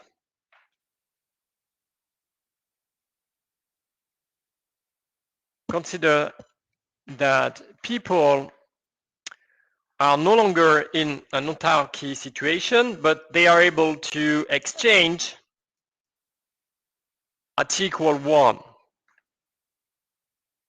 Okay, so for instance, just open a bond market at equal 1. Well, if you open a bond market at equal 1, that is by paying a price P, well, by paying the price P at equal 1, you're going to obtain 1 unit of good at equal 2. Okay, so I repeat, if I pay P at equal 1, well, at equal 2, I'm going to obtain 1 more unit of the generic good. So now consumption at T equal 1 is the amount which was initially stored from T equals 0 to T equal 1, plus the amount I would be able to consume at T equal 2 that I am going to sell at T equal 1 at the unit price P. Okay. And if I consider C2, well, of course, I'm going to have RI plus there is one amount of money that I've got at equal 1, and I'm going, so this amount of money is 1 minus capital I, and I'm going to buy future units of consumption. Okay, so I've got 1 minus I, the unit price is P, so the number of units I can obtain is 1 minus capital I over P. Okay?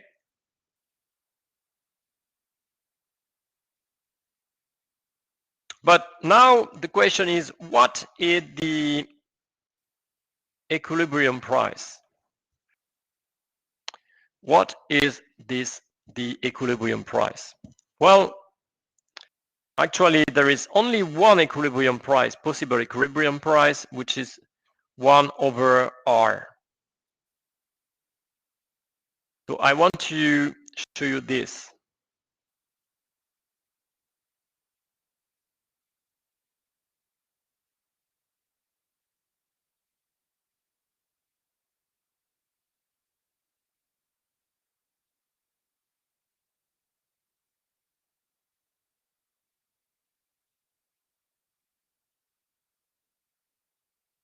So with the financial market that's equal 1, so the equilibrium price is P equal 1 over R. So you remember C1 is equal to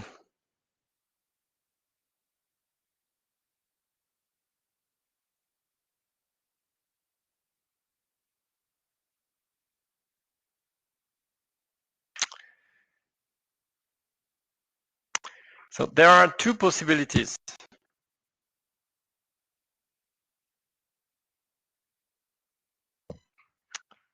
So first, consider that P is strictly higher than 1 over R.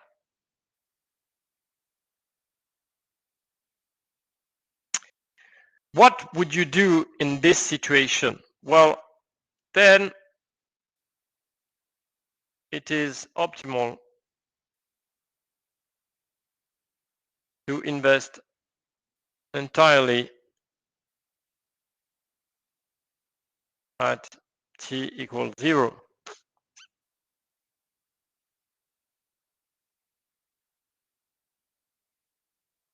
Because if there is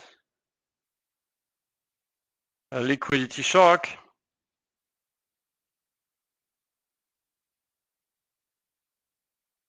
you would get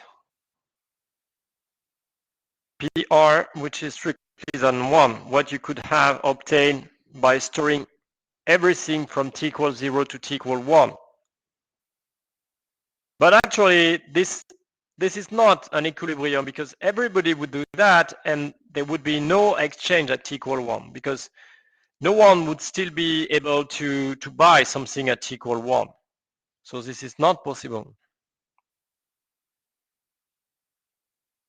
The other possibility is be strictly lower than this amount. Okay, which is equivalent to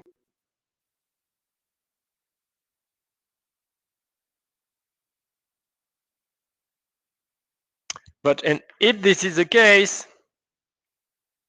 it is optimal not to invest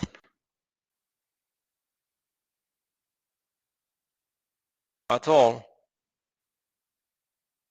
in the long-term investment.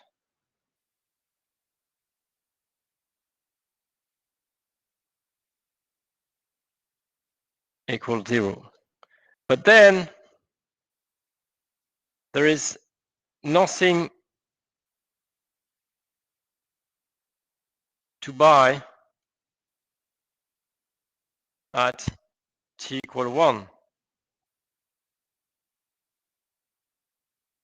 Okay, so there are no exchanges whatsoever. So this is not a possible equilibrium either. So the only remaining possibility is that one.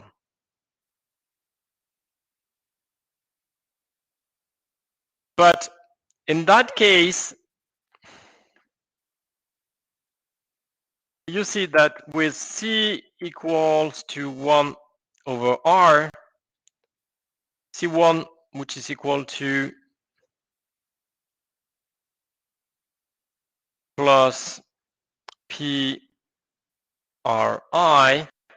well, this is equal to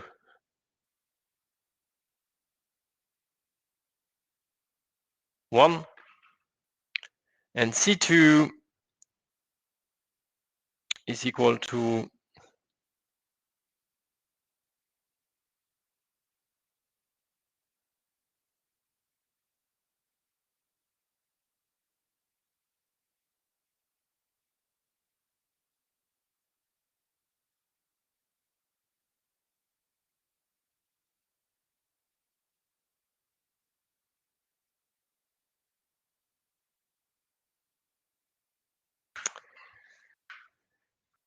so what we can say is that the situation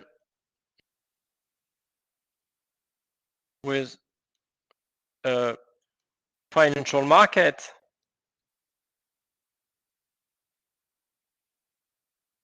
dominates the autarky situation. because in that case you have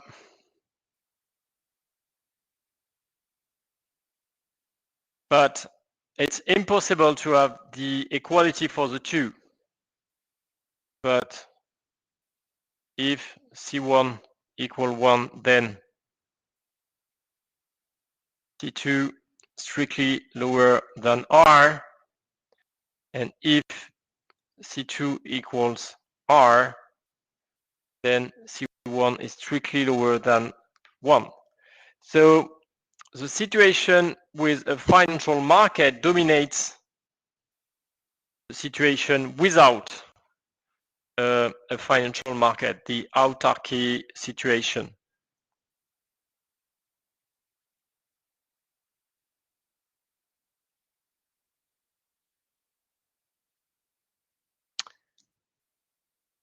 So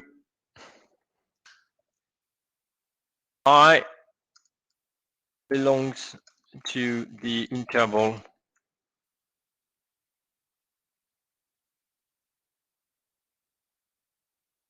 0, 1.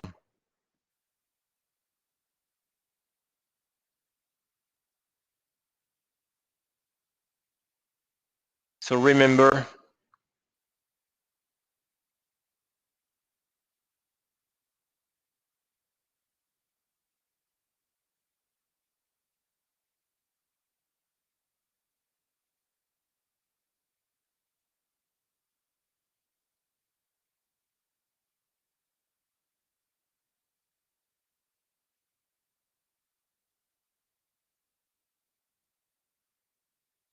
so if you remember,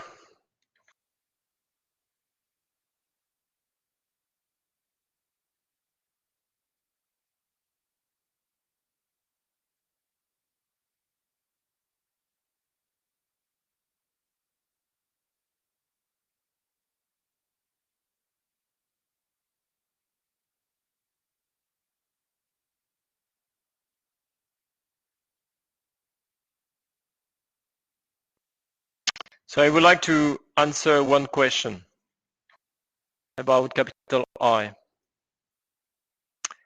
So initially, you've got one unit of the generic good. Let's say money. It is, for instance, money. This is money. So I is the level, the investment in the long-term investment possibility. So you invest part of your wealth, that is capital I belongs to 0, 1. Okay?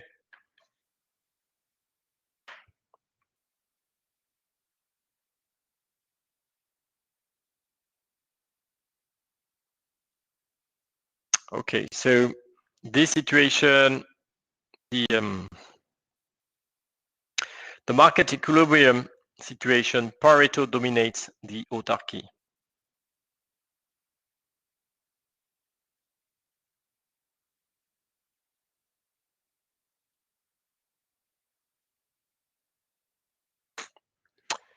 So what would be the optimal allocation?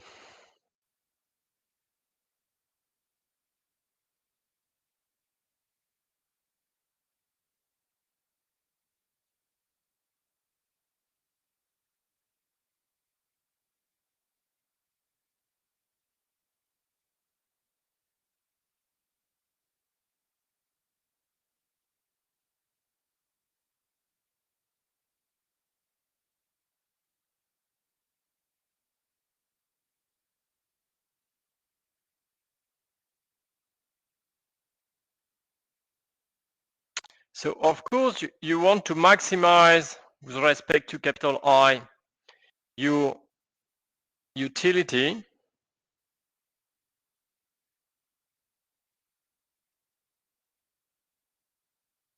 and because this is consumption that you're going to have later,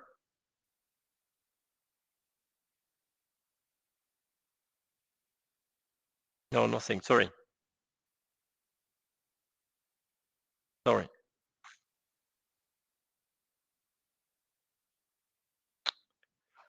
So subject to what is the constraint which has to be fulfilled? Well, it is that your consumption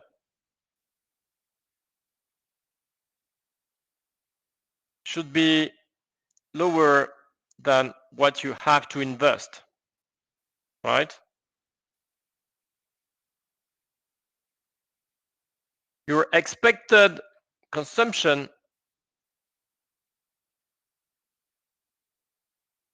has to be lower than what you have. But actually here you divide by R. Why? Because if you want to consume, so if you want to consume a quantity C2 at T equal to, well,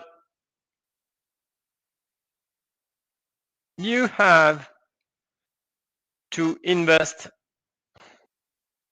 an amount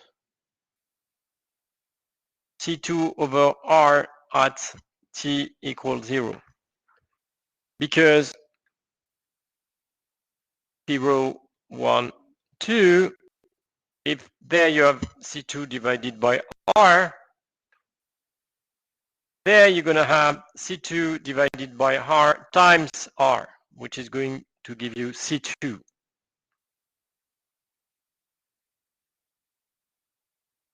Okay, so this is the maximization program we want to solve. And because you don't want to waste consumption, then you put equality over there.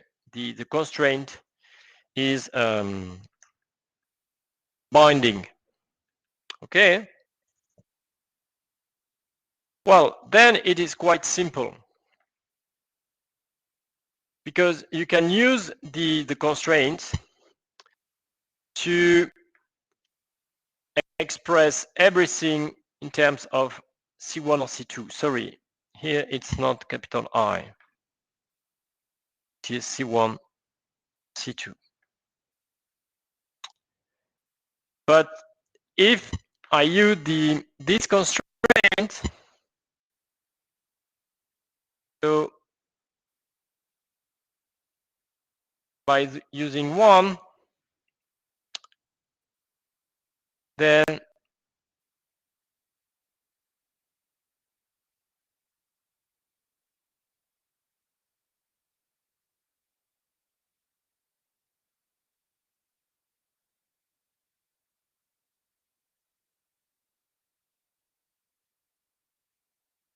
and you have to maximize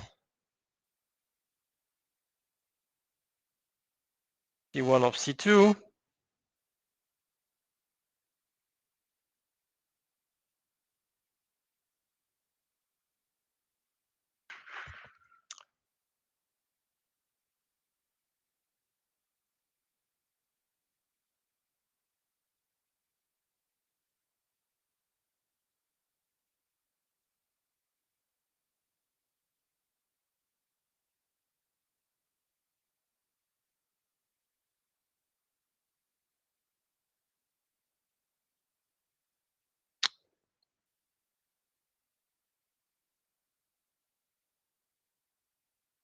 So this is basically what you are interested in. So if you compute a first order condition with respect to C2, you obtain or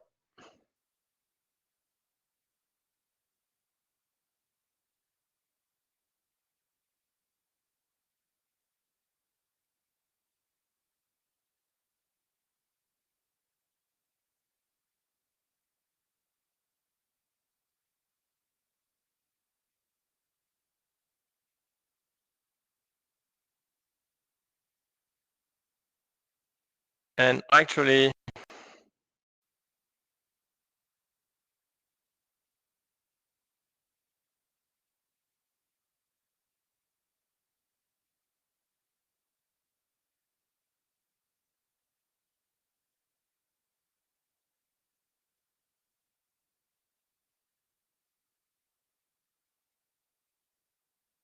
That is what you have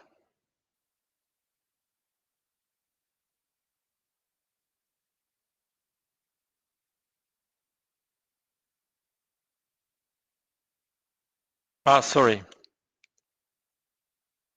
there is also this expression, sorry.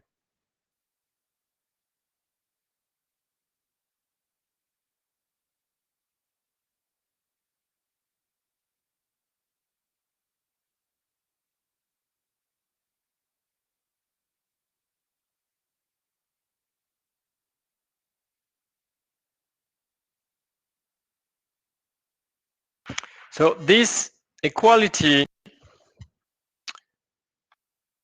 allows us to characterize the optimal choice of consumption by an individual. Okay. So this corresponds to this relation indicates what the optimal amounts of consumption are.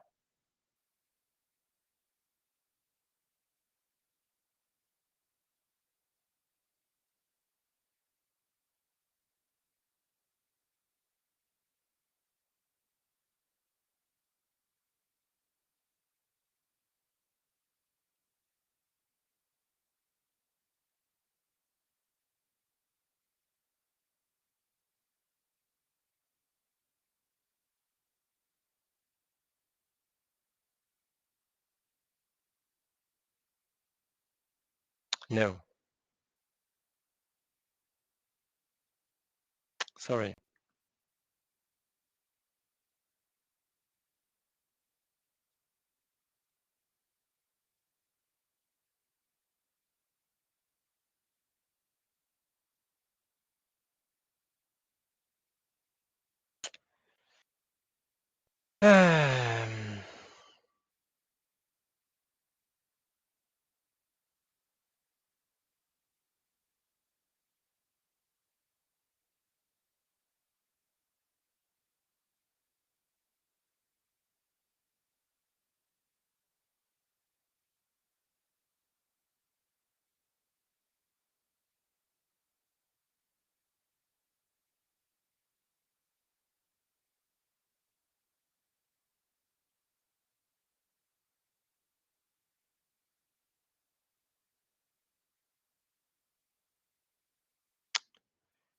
Yeah. Where is it?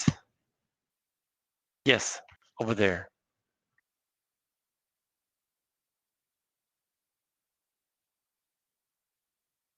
Okay, great.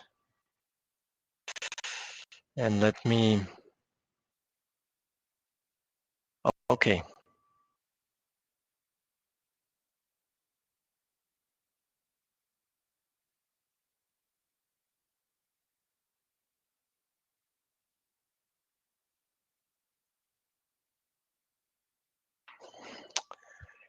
So this is precisely what we were just talking about, this condition. So you remember that in the market equilibrium, we obtain C1 equals to 1 and C2 equals to R. So except this very particular case in which we would have this relationship, the market allocation is not actually optimal. Okay? So except in this very particular case in which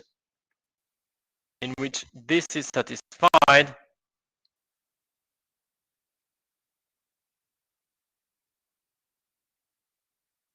so except if this is satisfied, else the market equilibrium is not optimal.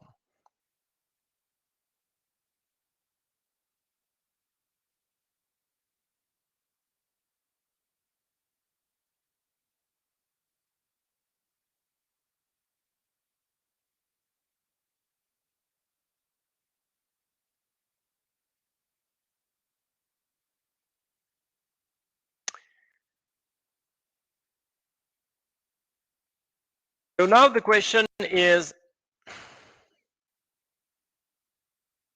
it possible to obtain the optimal allocation thanks to the introduction of a bank? Well, actually, the answer is yes.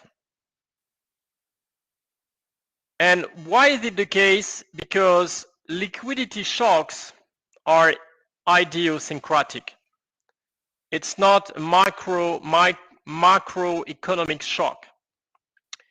So this corresponds to the amount which is going to be stored by the bank at t equal 1 and which is going to be repaid at t, which is going to be stored at t equal 0, by the bank from t equal 0 to t equal 1.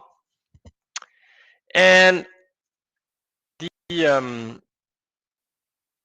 the other amount is going to be invested in the long term by the bank. And actually, you see that now, if you consider a mass of individual, pi 1 is no longer the probability of facing the liquidity shock. It corresponds to the proportion. This is now the proportion of individuals, which the proportion of people which is going to suffer from the liquidity shock. So there is one important result, which is to say that in an economy in which each agent faces liquidity shocks which are independent, so idiosyncratic, introducing a bank allows to reach the optimal allocation. Okay. Of course, this would be totally different if the liquidity shock was actually not idiosyncratic, but a microeconomic shock. Okay, this would change totally the result. So for those of you who are familiar with the economic theory, you should be surprised by this result. Why? Because we know, due to the welfare theorem, that when the market is perfectly competitive, as it is in our case, we obtain the optimal allocation by using just the market, a perfectly competitive market. So the question is, why the market economy fails to provide an optimal allocation? Actually, this is the case because financial markets are incomplete. This is due to the incompleteness of financial market. Okay. Why do we talk about incomplete financial markets? Because actually there is no forward market in our case. That is, there is only one financial market at t equal 1, but not a forward market at t equal 0 through which you can hedge, you can cover yourself about the future liquidity shock at t equal 1. And why is it the case? This is the case because actually the situation of each agent is not necessarily observable by everyone. So it is impossible to create a forward market. So in which contracts would be signed at t equal 0 and executed at t equal 1 for those who would suffer the liquidity shock at t equal 1 only. Okay, so markets in our case are incomplete, and this is why the market economy fails to replicate the optimal allocation. But a bank is able to do that by using the law of large number, because for a bank, this is no longer, this is something which is sure. So the bank knows for sure that at equal 1, this is the amount that is going to be repaid, not more, not less. And the rest is going to be investing in the long-term investment possibility. And it is going to be repaid at equal 2. And what is important is that this is going to respect this inequality by definition of the optimal allocation, that one. That one.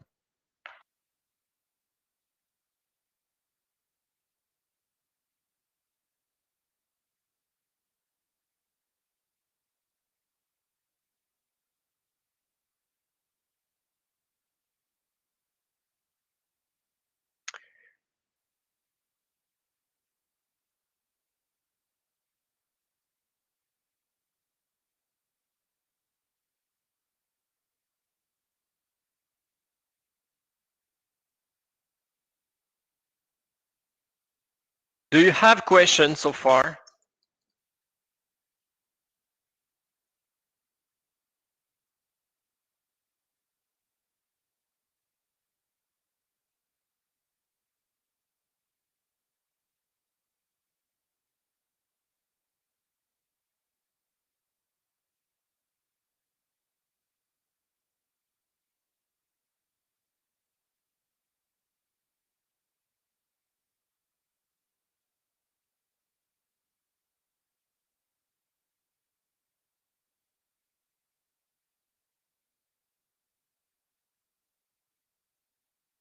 Okay, good question.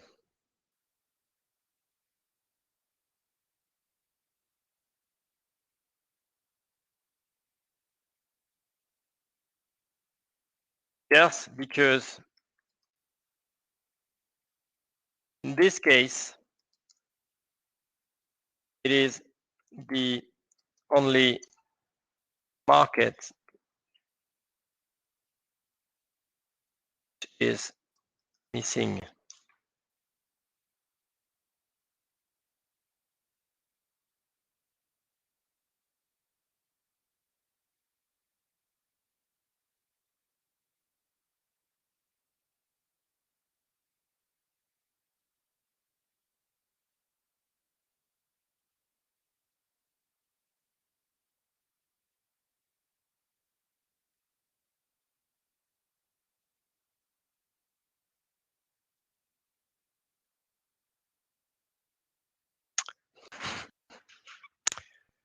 So today, I'm not going to talk about robustness of banks. I'm going to talk only about that if I have time. Else, I'm not going to talk about that. So let me just say a few words about bank runs, because this is something which is crucial. And this is a well-known danger for a banking sector. So you see that there is one principle, which is the rule of first come, first served. So in other words, the sequential service of deposits can lead to bank runs. So in other words, the bank can fulfill its promise, C1 star, C2 star, because exactly this proportion of depositors withdraw at equal 1. And we know that P1 C1 star plus P2 C2 stars over R is equal 1 by definition of an optimal allocation C1 star, C2 stars. The problem is that if more people goes to withdraw at equal 1, then the bank is no longer able to serve people, and there is a bank run, and then bank run. Okay, so this one is one equilibrium, one possible equilibrium, but actually there is another one, which is a danger for the banking system. So let me give you the idea, and then we're going to stop up to tomorrow. So consider that C1 is bigger than 1. And suppose that all investors but one withdraw at equal 1. So everybody except one person withdraw at equal 1. What would be the optimal reaction for that person? To go to wait up to t equal 2, or also to withdraw money?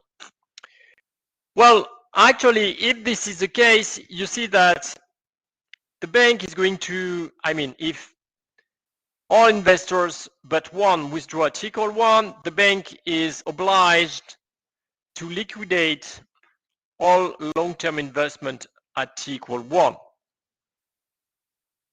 Because even this is lower than C1.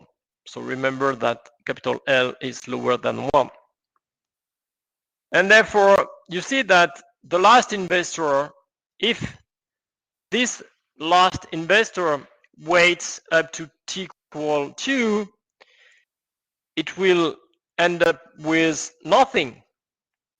And therefore, he or she is better off withdrawing at equal 1, that is running what is called running with the others. Okay, and this is a real danger for the banking system. And let me just conclude with this last slide, which is one example of a bank run. You see people waiting over there, queuing to withdraw money. So this was in 2007. The first bank run in England since 1866. Okay. So I think it's time to stop, but I've got some question, I think.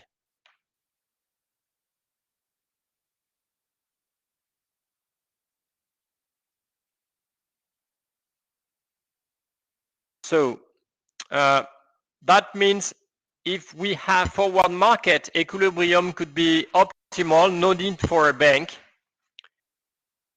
So the answer is more complicated. Why? Because here it's not the question of opening a market, a forward market, to complete the financial market. Why? Because this market is not viable. Okay, this is why this market doesn't exist actually. So let me show you this.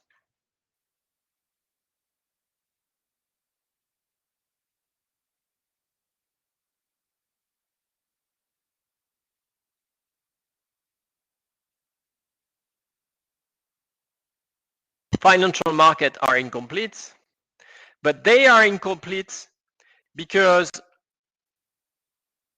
you don't observe the situation of each agent. You don't observe the situation of each agent. So if you open a contingent market, everybody is going to cheat on you. And this market is not viable. So this is why actually this market is not open. Okay, so this is for the first question.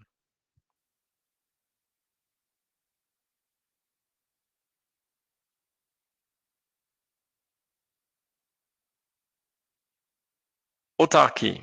So what about the autarky? Yes, over there. Okay. So in the autarky, we've got C1. Yes, in the autarky.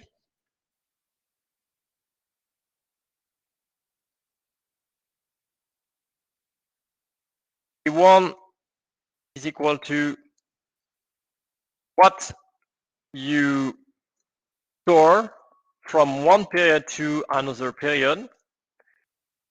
And then you've got your long-term investment. But you are obliged to liquidate your long-term investment. And in that case, you don't obtain, you obtain less than 1, and it is called L.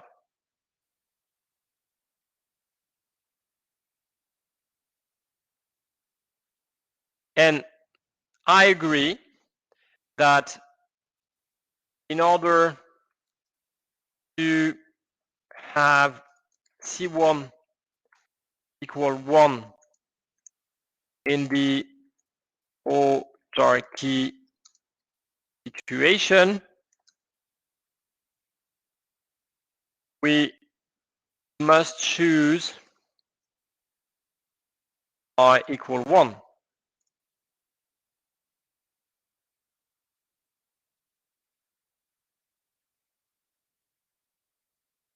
Yes, I agree with that. So 1 minus, yes, in some extent, 1 minus I, it corresponds to what is stored by the agent. That is not invested in the long-term investment, financial investment.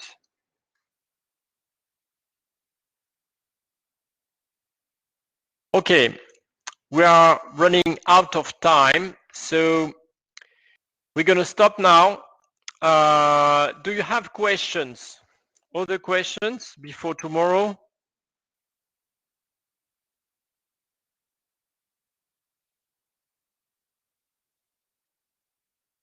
No, no questions. So let me ask you a question. Do you want me to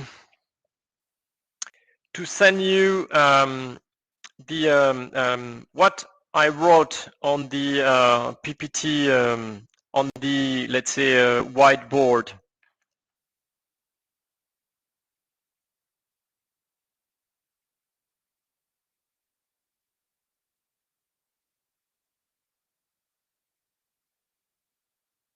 Yes, you want? Okay, yes, highly appreciated. Okay, let's do that. Okay, so see you tomorrow, and enjoy your evening. See you tomorrow. Goodbye. Bye-bye.